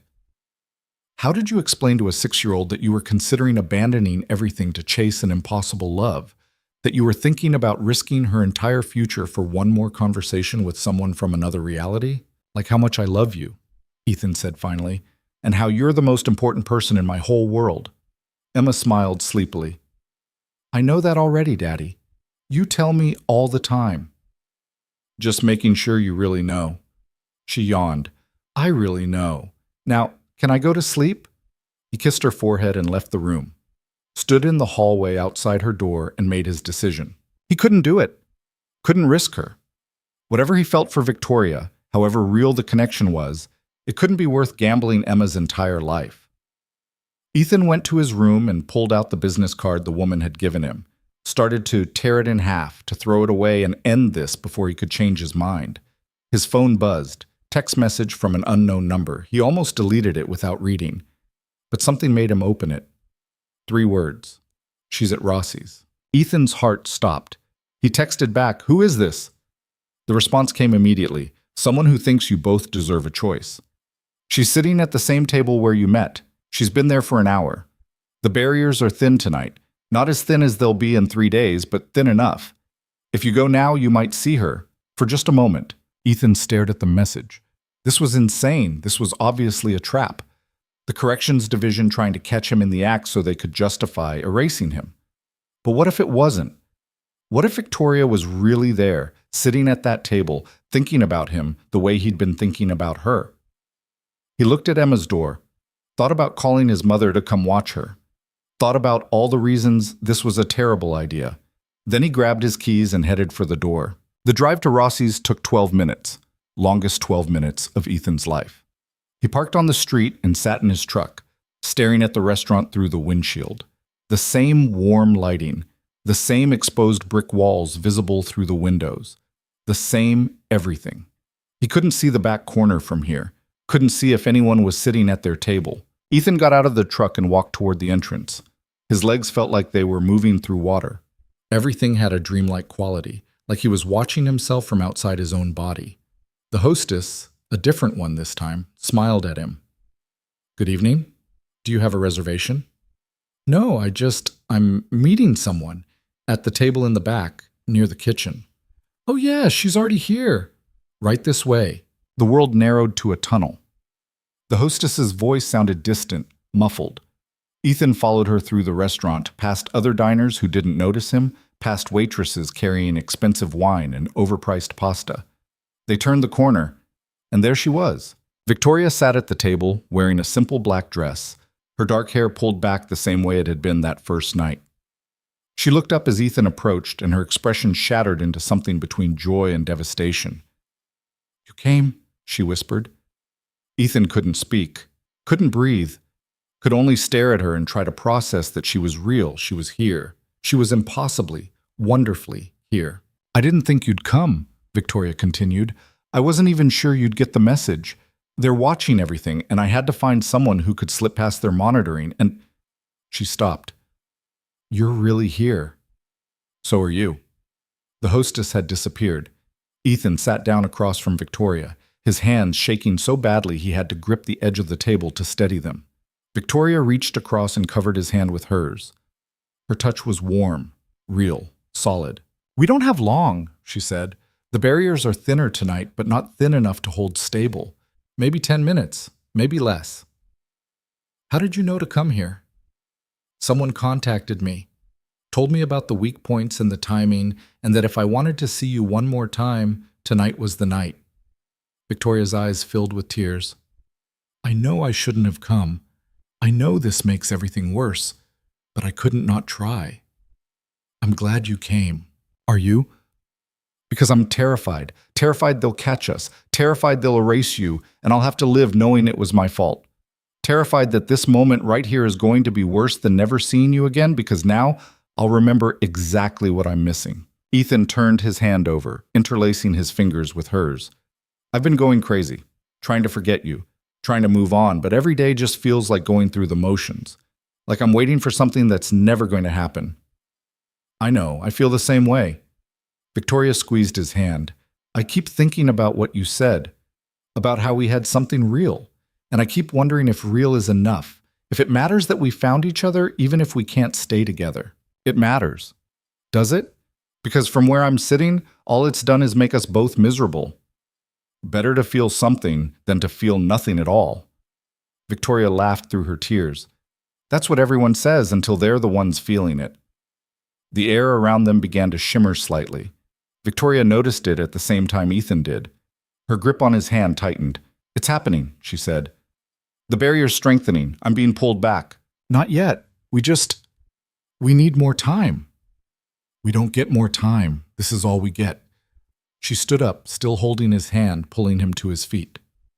Listen to me. In 3 days, there's going to be a moment when the barriers are at their absolute thinnest.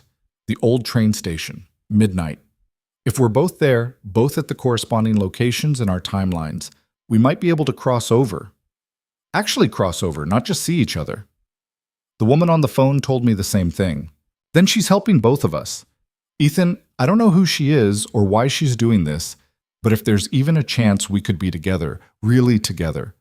There's Emma, my daughter. If I cross over, if something goes wrong, I know what you'd be risking. Victoria's form was starting to fade slightly, becoming translucent. You have to choose, and I'll understand whatever you decide. But I needed you to know that if you want to try, if you want to take that risk, I'll be there. I'll be waiting. She was disappearing. Ethan could see through her now, could see the restaurant wall behind her becoming visible. Victoria, 3 days, midnight, both of us at the weak point. Her voice was fading too. Or neither of us. No half measures, no more stolen moments. Either we try to make this real or we let it go completely. I don't know if I can then figure it out. Figure out what you want more. Safety. Or the chance at something extraordinary. She was almost gone now. Just an outline, a suggestion of a person. I love you, Ethan Hayes. I probably shouldn't. It's too soon and too impossible and too everything, but I do. And I need you to know that before you make your choice. Victoria, wait. But she was gone. Just empty air where she'd been standing. Ethan reached out, his hand passing through nothing, and felt something inside him break all over again. The hostess appeared, looking confused. Sir, are you okay? You've been standing here talking to yourself for the last few minutes? Ethan looked around. The other diners were staring at him. The table where Victoria had been sitting showed no signs of anyone having been there. No second chair pulled out. No glass of wine. Nothing. I'm fine, he managed. Sorry, I should go. He walked out of the restaurant in a daze, got in his truck and sat there staring at nothing, trying to process what had just happened. Victoria loved him. She'd said it. Out loud. Not implied or hinted at, but stated clearly, and she was giving him 3 days to decide if he loved her enough to risk everything. 3 days to choose between the life he'd built and the possibility of something more. 3 days to figure out if he was brave enough to take the leap. Ethan didn't sleep that night, just lay in bed staring at the ceiling, replaying Victoria's words over and over. I love you. 3 words that changed everything and nothing at the same time. By morning, he'd made and unmade his decision a dozen times. He got Emma ready for school on autopilot, barely hearing her chatter about the field trip coming up next week. Kissed her goodbye at the door and watched her disappear into the building, and felt the weight of what he might lose pressing down on his chest. At the garage, Marcus took one look at him and shook his head. Whatever you're thinking about doing, don't. You don't even know what I'm thinking. I know that look. That's the look of a guy about to do something stupid for a woman. Marcus wiped his hands on a rag. Talk to me. Ethan set down the socket wrench he'd been holding. If you had one chance to be with someone you loved, really loved, but taking that chance meant you might lose everything else, what would you do? Is everything else including Emma? Yeah. Marcus was quiet for a long moment. Then I'd stay. Every time. Because love, real love, doesn't ask you to abandon your kid. It doesn't put you in a position where you have to choose between being a father and being happy. What if those are the only options? Then the situation's broken from the start, man, and you need to walk away. Ethan wanted to argue, wanted to explain about timelines and impossible connections, and how sometimes the universe gave you something precious and then demanded you sacrifice everything to keep it. But he couldn't. Because Marcus was right. The situation was broken, had been broken from the moment Victoria sat down at his table. The day crawled by. Every hour felt like 3. By the time Ethan picked up Emma from school, he was exhausted from the constant loop of thoughts in his head. Emma climbed into the truck and immediately knew something was wrong. You look sad again. I'm okay, baby. You're not okay. You have that face you get when you're thinking about hard things. She buckled her seatbelt. Is it about Victoria? Ethan's hands tightened on the steering wheel. Why would you think that? Because you always get that face when you're thinking about her. Even when you don't say her name, I can tell. Emma turned to look at him. Do you miss her? Yeah, I miss her. Is she coming back? That was the question, wasn't it? Could she come back? Should she? I don't know. If she did come back, would you still be my daddy? The question hit Ethan like a punch. Of course I would. Nothing could change that. Promise? I promise, baby. No matter what happens, I'll always be your daddy. Emma seemed satisfied with that. She turned to look out the window, swinging her legs and humming some song from school. Ethan drove them home and tried to imagine what would happen if he went to the train station in 2 days. If he and Victoria managed to cross over. Would Emma come with him to Victoria's timeline? Would she have to leave her school, her friends, her grandmother? Or would he have to leave her behind? The thought made him physically sick. That evening, after Emma was in bed, Ethan's phone rang. The woman from the library. You saw her tonight, she said without preamble. How did you? I arranged it.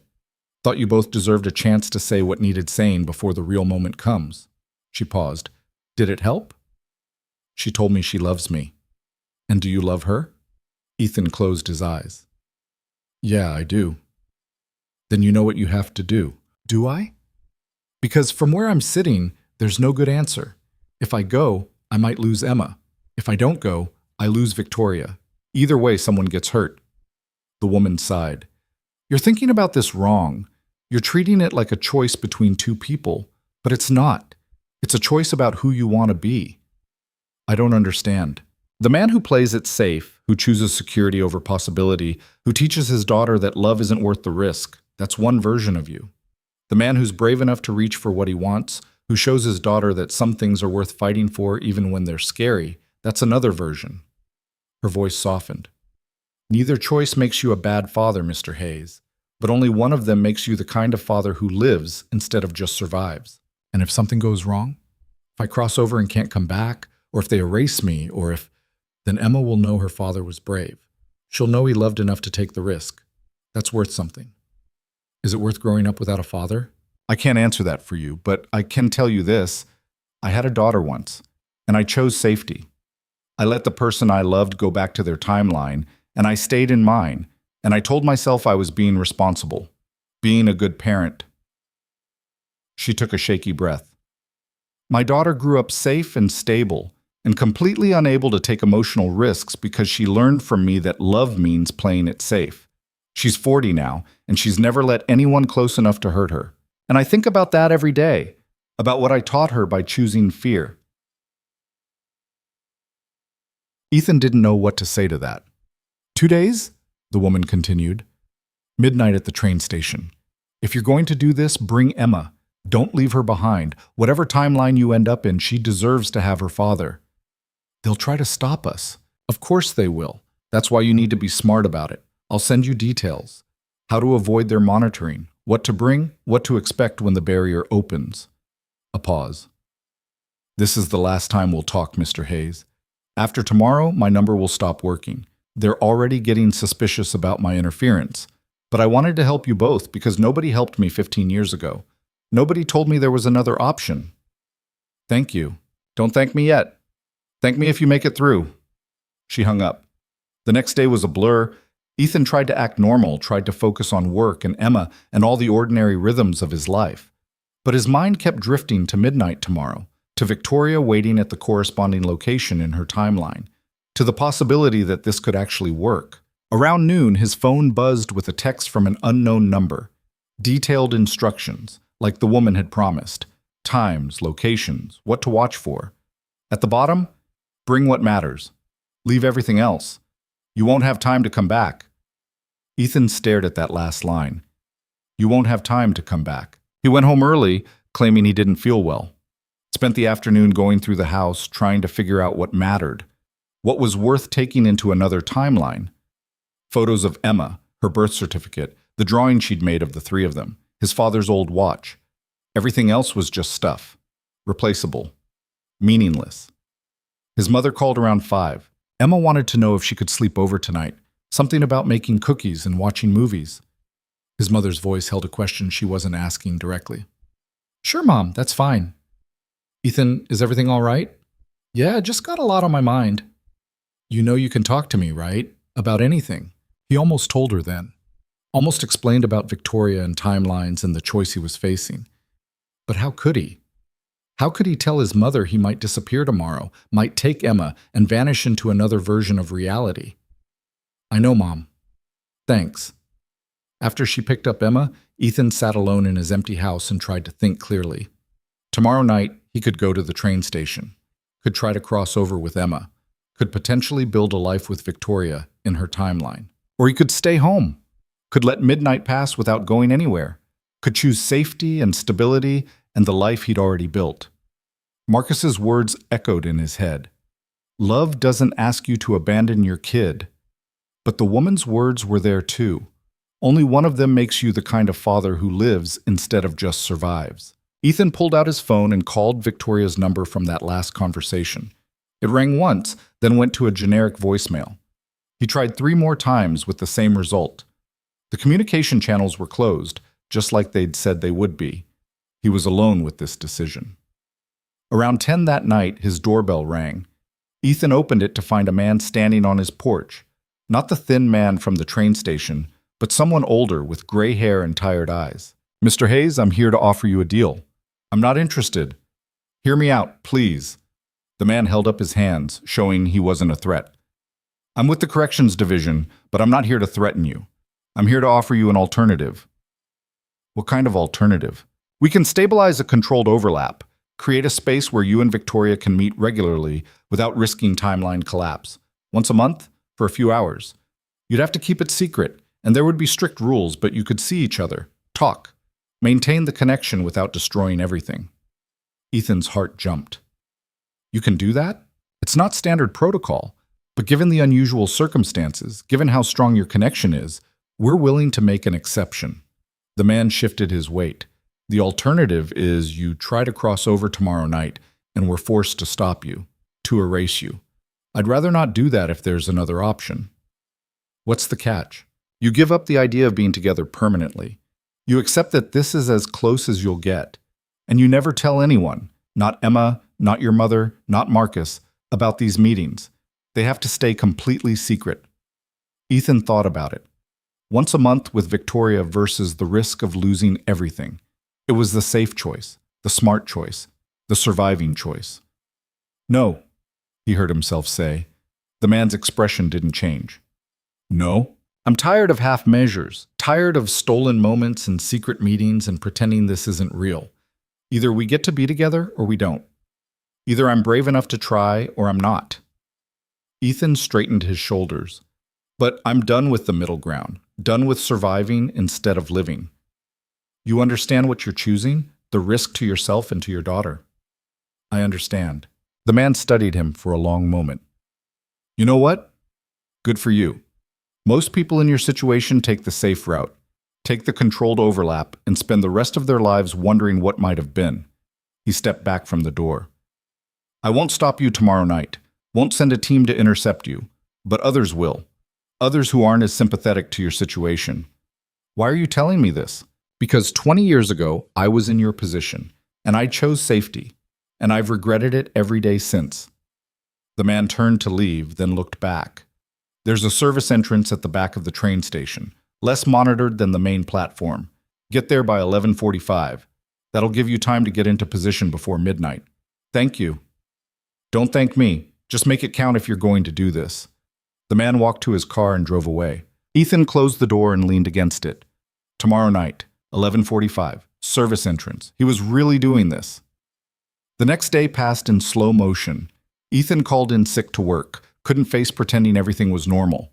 Spent the morning packing a bag, clothes for Emma, important documents, photos, his father's watch. Everything that mattered fit in a single backpack. Around noon, he drove to his mother's house to pick up Emma. You look terrible, his mother said when she opened the door. Are you sure you're okay? I'm fine, Mom. Just need to get Emma home.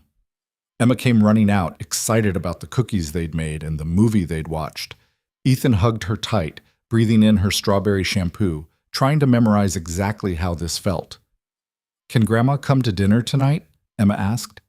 She makes better spaghetti than you do. Ethan looked at his mother. One last dinner together. One last normal evening before everything changed. Yeah, baby. Grandma can come to dinner.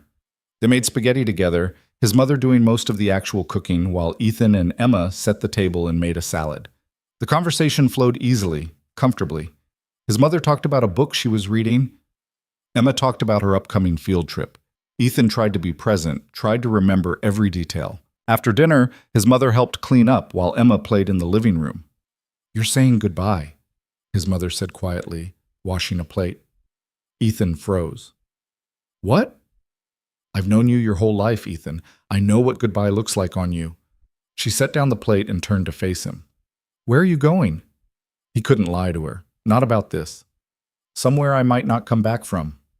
Is it dangerous? Maybe, probably. Is it worth it? Ethan thought about Victoria's face at Rossi's, about the way she'd said I love you like it was being torn from her chest. About Emma's drawing of 3 people who could be a family, about what it meant to really live instead of just going through motions. Yeah, Mom, it's worth it. His mother was quiet for a long moment. Then she pulled him into a hug. Be careful, and take care of Emma. Always. I know you will. You're a good father, Ethan, better than you give yourself credit for. She pulled back, tears in her eyes.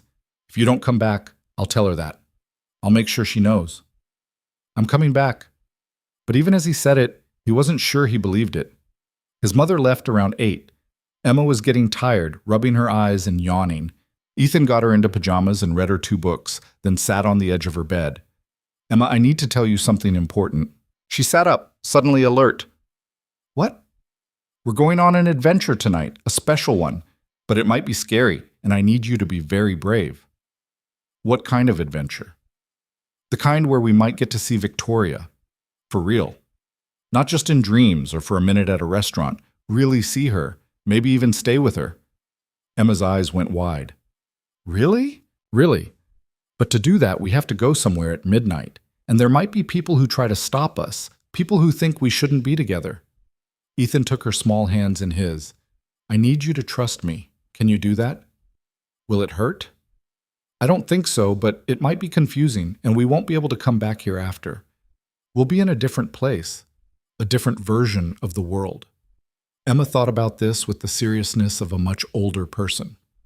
Will Grandma be there? No, baby. Just us. And Victoria. What about Uncle Marcus? He won't be there either. It'll be a different world with different people. But Victoria will be there and we'll be together. The 3 of us, like in your drawing. Emma looked at the picture on her wall, the 3 figures she'd drawn months ago. Then back at Ethan. Okay, I trust you, Daddy. You're sure? Because once we do this, we can't undo it. I'm sure. I want to meet Victoria for real. And I want you to not be sad anymore. She hugged him. Let's go on an adventure. Ethan held her close, blinking back tears. Okay, baby. Let's go on an adventure. At 11:30, they got in the truck. Emma was wearing her favorite dress, the purple one with flowers. Because she said you should look nice when meeting someone important. Ethan had the backpack with their essentials. Everything else stayed behind. The streets were empty at this hour. Ethan drove slowly, checking his mirrors for any sign they were being followed. Nothing. Just empty roads and dark buildings and the weight of what they were about to do. They reached the train station at 11:42. Ethan parked on a side street and carried Emma toward the service entrance the man had mentioned. The door was unlocked, just like he'd said it would be. Inside, the station was dark. Ethan turned on his phone's flashlight and made his way toward the platform, holding Emma's hand tight. "It's scary," Emma whispered. "I know, but we're brave, remember?" "We're brave," she repeated, but her hand was shaking in his. They reached the platform at 11:56, 4 minutes until midnight. Ethan set down the backpack and knelt in front of Emma. "Whatever happens, stay close to me. Don't let go of my hand." "I won't." The air began to change, not just temperature or pressure, but something fundamental, like the world was taking a breath and holding it. Ethan felt the hair on his arms stand up. Emma felt it too. Her eyes went wide and she gripped his hand tighter. 11:58. A shimmer appeared in the air about 20 feet away, like heat waves rising off hot pavement, but vertical. The shimmer grew stronger, more defined. Through it, Ethan could see something, a suggestion of a different space, a different platform, and a figure. Dark hair, black dress. Victoria. 11:59. She was becoming clearer. Ethan could see her face now, could see the tears streaming down her cheeks. She was mouthing something, his name probably. She held out her hand toward the barrier. Emma tugged on Ethan's sleeve. "Is that her? Is that Victoria?" "Yeah, baby, that's her. She's pretty, even prettier than in my dream." Midnight. The barrier split open, not gradually, but all at once. A tear in reality that showed the other platform clearly. Victoria standing there with her hand outstretched. The same train station, but somehow different, cleaner, better maintained, the graffiti gone. Ethan picked up the backpack and took a step toward the opening. Emma's hand in his, trusting him completely. "Stop!" A voice behind them. Ethan turned to see figures emerging from the shadows. 5, 6, maybe more. Men and women in dark clothes, moving with purpose. "Mr. Hayes, you need to step away from the barrier." "Let us through," Victoria's voice from the other side, distorted slightly by the barrier. "Let them cross over. That's not permitted." One of the figures, the thin man from before, stepped forward. "Mr. Hayes, this is your final warning. Step away, and we'll let you walk out of here. Continue, and we'll have no choice but to implement corrective measures." Ethan looked at the barrier, at Victoria reaching for them, at the possibility of a life together, however impossible it seemed. Then he looked at Emma, small and scared and trusting him to make the right choice. Marcus's words echoed. Love doesn't ask you to abandon your kid, but also the woman's words. Only one of them makes you the kind of father who lives. "I'm sorry," Ethan said to the thin man. Then he ran toward the barrier with Emma in his arms and the backpack on his shoulder. The figures behind them shouted. He heard footsteps pounding on the platform, but he didn't look back. 3 steps from the barrier, something grabbed his ankle. He stumbled, nearly fell. Emma screamed. Ethan kicked hard, felt his foot connect with something solid. The grip released. 2 steps. The barrier was pulsing now, unstable. Victoria was screaming something he couldn't hear over the noise, a sound like reality tearing. 1 step. Emma was crying, clinging to his neck. Ethan reached out, his hand passing through the barrier. It felt like ice and fire at the same time, like being unmade and remade simultaneously. Victoria's hand grabbed his. She pulled. The world exploded into white light and deafening noise, and the sensation of being stretched across infinite distance. Ethan held on to Emma with everything he had, held on to Victoria's hand, and trusted that this would work. Time stopped meaning anything. It could have been seconds or hours, just white light and noise and the feeling of falling up. Then silence. Ethan opened his eyes. He was lying on a platform, not the broken graffiti-covered one from his timeline, but the clean one he'd seen through the barrier. Emma was in his arms, breathing hard but unhurt. The backpack was next to them, and Victoria was kneeling beside them, her hand still gripping Ethan's, tears streaming down her face. "You made it," she whispered. "You actually made it." Behind her, through the cleaner version of the station, Ethan could see the barrier closing, could see the figures from his timeline frozen on the other side, watching. One of them, the older man who'd given him advice, raised his hand in a small salute. Then the barrier sealed completely, just solid air where the opening had been. Emma sat up, looking around with wide eyes. Are we in Victoria's world now? Yeah, baby, we are. Can we go home from here? Ethan looked at Victoria, at the clean station and the different world beyond it, at the life he'd just chosen. No, sweetie, we can't go home. This is home now. Emma thought about that for a moment. Then she turned to Victoria and held out her hand. Hi, I'm Emma. Daddy talks about you a lot. Victoria laughed through her tears and shook Emma's hand solemnly. Hi, Emma. I've heard a lot about you too. Your daddy's very proud of you. I know. He tells me all the time. Emma looked between them. Are you going to be my other mommy now? Victoria's breath caught. She looked at Ethan with a question in her eyes. He nodded. If you want me to be, Victoria said carefully. I'd really like that. Okay, but I have some rules. Like, you have to read me bedtime stories and make good pancakes and not be mean when I don't want to eat vegetables. Those seem like reasonable rules. Good. Emma stood up and dusted off her purple dress. Can we go to your house now? I'm tired. Victoria helped Ethan to his feet. They stood there for a moment, just looking at each other, processing that this was real, that they'd actually done it. I can't believe you came, Victoria whispered. I couldn't not come. Not after you said, Ethan trailed off. That I love you? Victoria smiled some. I do. I know it's fast and impossible and probably crazy, but I do. I love you too. That's why we're here. They walked out of the station together, Ethan carrying the backpack, Victoria holding Emma's hand, all three of them stepping into a world that was familiar but different. The streets were cleaner, the buildings slightly taller, small differences that added up to a completely different reality. What happens now? Ethan asked as Victoria led them to where her car was parked. Now we figure it out. You'll need new identities, new documentation. I'll have to explain who you are, where you came from.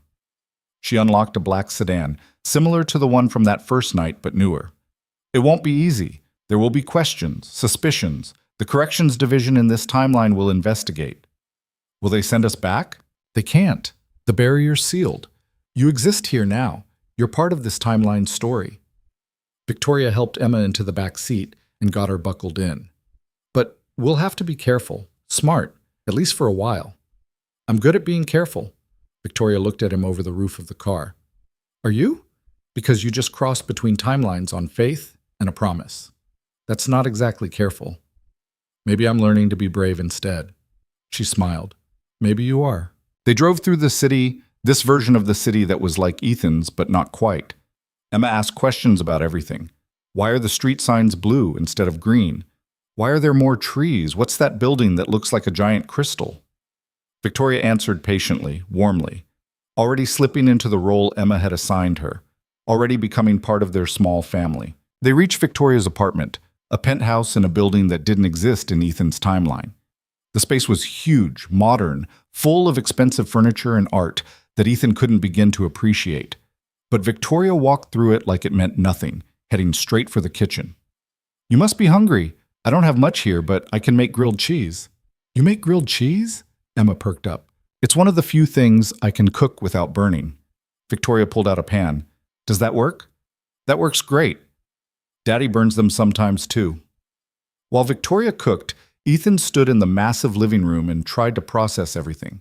He'd done it, actually crossed over, abandoned his entire timeline for this, for Victoria, for the possibility of something more than just surviving. And now Emma was in the kitchen, chattering about dinosaurs while Victoria made her a grilled cheese.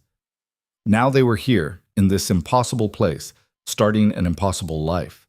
His phone buzzed. He pulled it out, expecting it to be dead or useless in this timeline. But there was a text. From a number that shouldn't exist anymore. You made the right choice, both of you. Now live well, make it worth the risk. The woman from the library, somehow still able to send messages across the barrier. Ethan typed back, "Thank you for everything." The response came immediately. "Thank you for being braver than I was." Now delete this number and never contact me again. They're already asking questions. The number disappeared from his phone, just vanished like it had never been there. Ethan, Victoria called from the kitchen. Emma wants to know if you like your grilled cheese with butter or without. With, he called back. Then he walked into the kitchen where his daughter and the woman he loved were cooking together like it was the most natural thing in the world. Emma was standing on a stool, carefully flipping a sandwich while Victoria supervised. They were laughing about something, some joke Ethan had missed. The scene was so normal, so domestic, that it hurt to look at. This was what he'd risked everything for. Not grand gestures or epic romance, but this. Grilled cheese at midnight in an unfamiliar kitchen. Emma and Victoria getting to know each other. The beginning of something real. Daddy, Victoria says she has a guest room I can sleep in. It has stars on the ceiling that glow in the dark. That sounds pretty cool, baby. Do you want to see it after we eat? Sure. They ate grilled cheese at Victoria's kitchen island. Expensive granite countertops and designer stools that probably cost more than Ethan's monthly rent. But the grilled cheese tasted the same. Butter and bread and melted cheese, simple and perfect. Emma's eyes were drooping by the time she finished.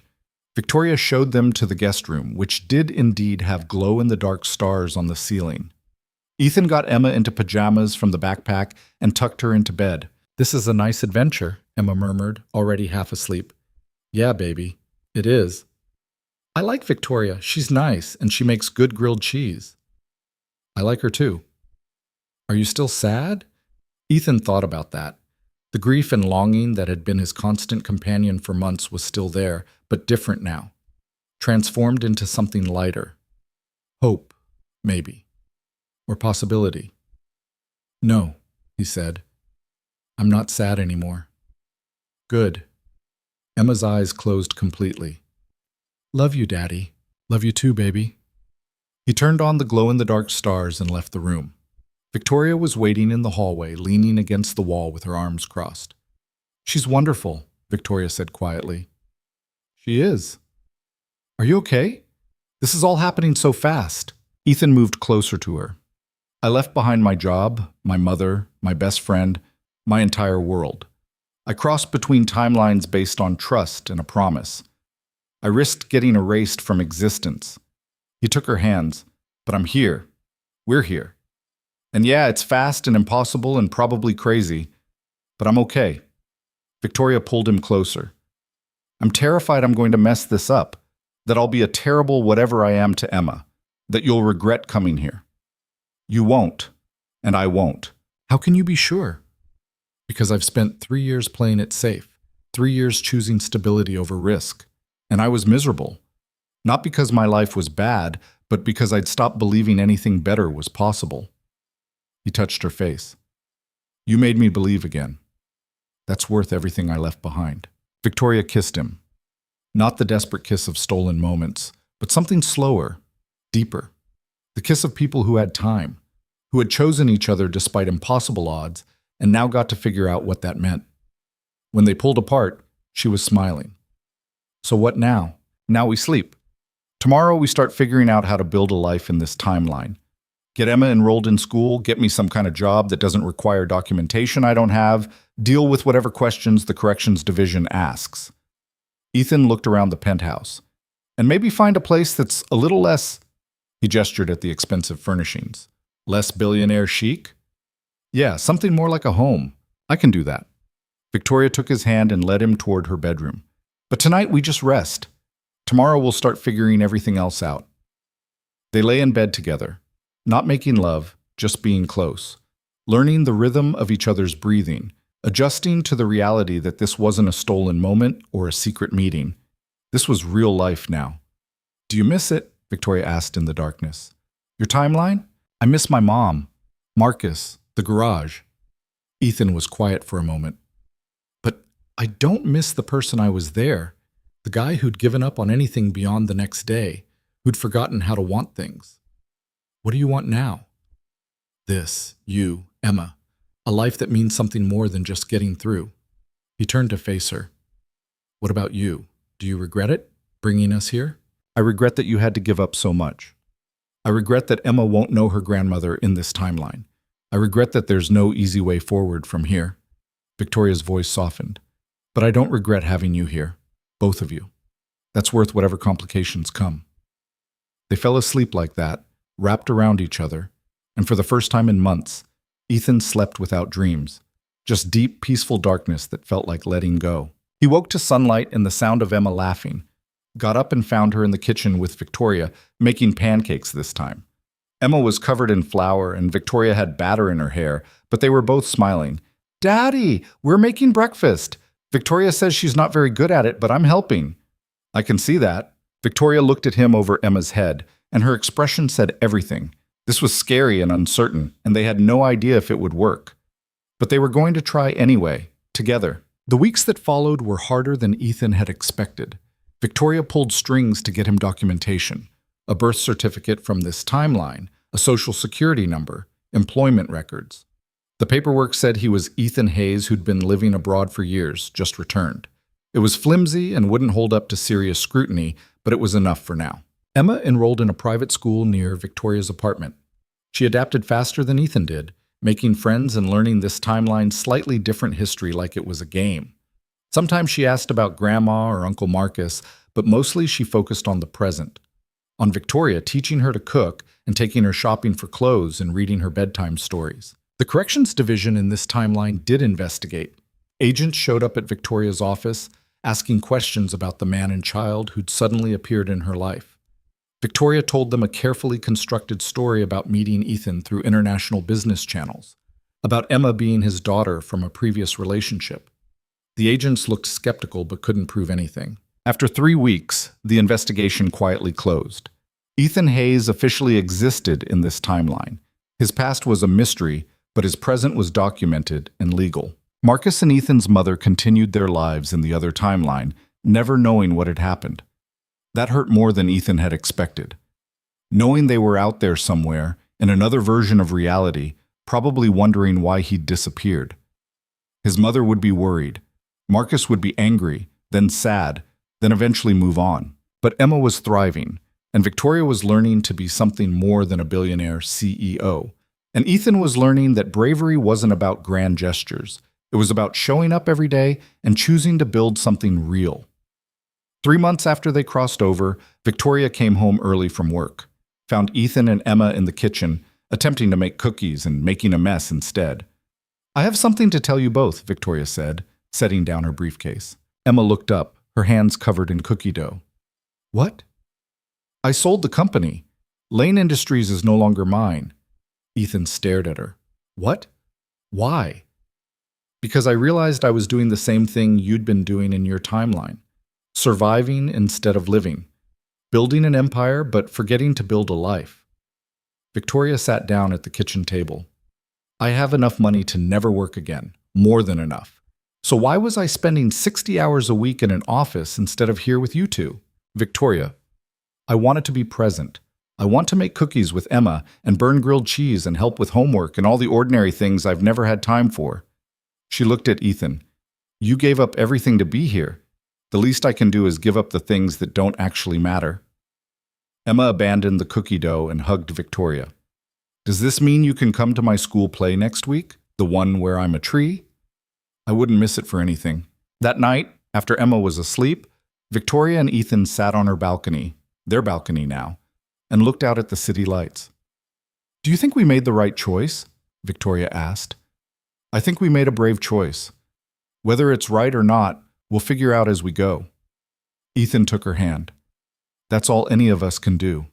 Make choices and live with them and try to build something worth having." Very philosophical for a mechanic. Former mechanic. I'm a stay-at-home dad now, apparently.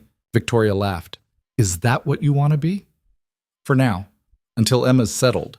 Until we figure out what normal looks like in this timeline." He looked at her. "What about you? What do you want to be now that you're not a CEO?" "I don't know. Maybe just a person. Maybe just Victoria, not Victoria Lane, billionaire." She leaned her head on his shoulder. "Maybe that's enough." "It's more than enough." They sat in comfortable silence, watching the city lights and listening to the sounds of this different world. Somewhere in another timeline, another version of events was playing out. Maybe in that timeline, Ethan had chosen safety. Maybe he'd stayed home and Emma had never met Victoria.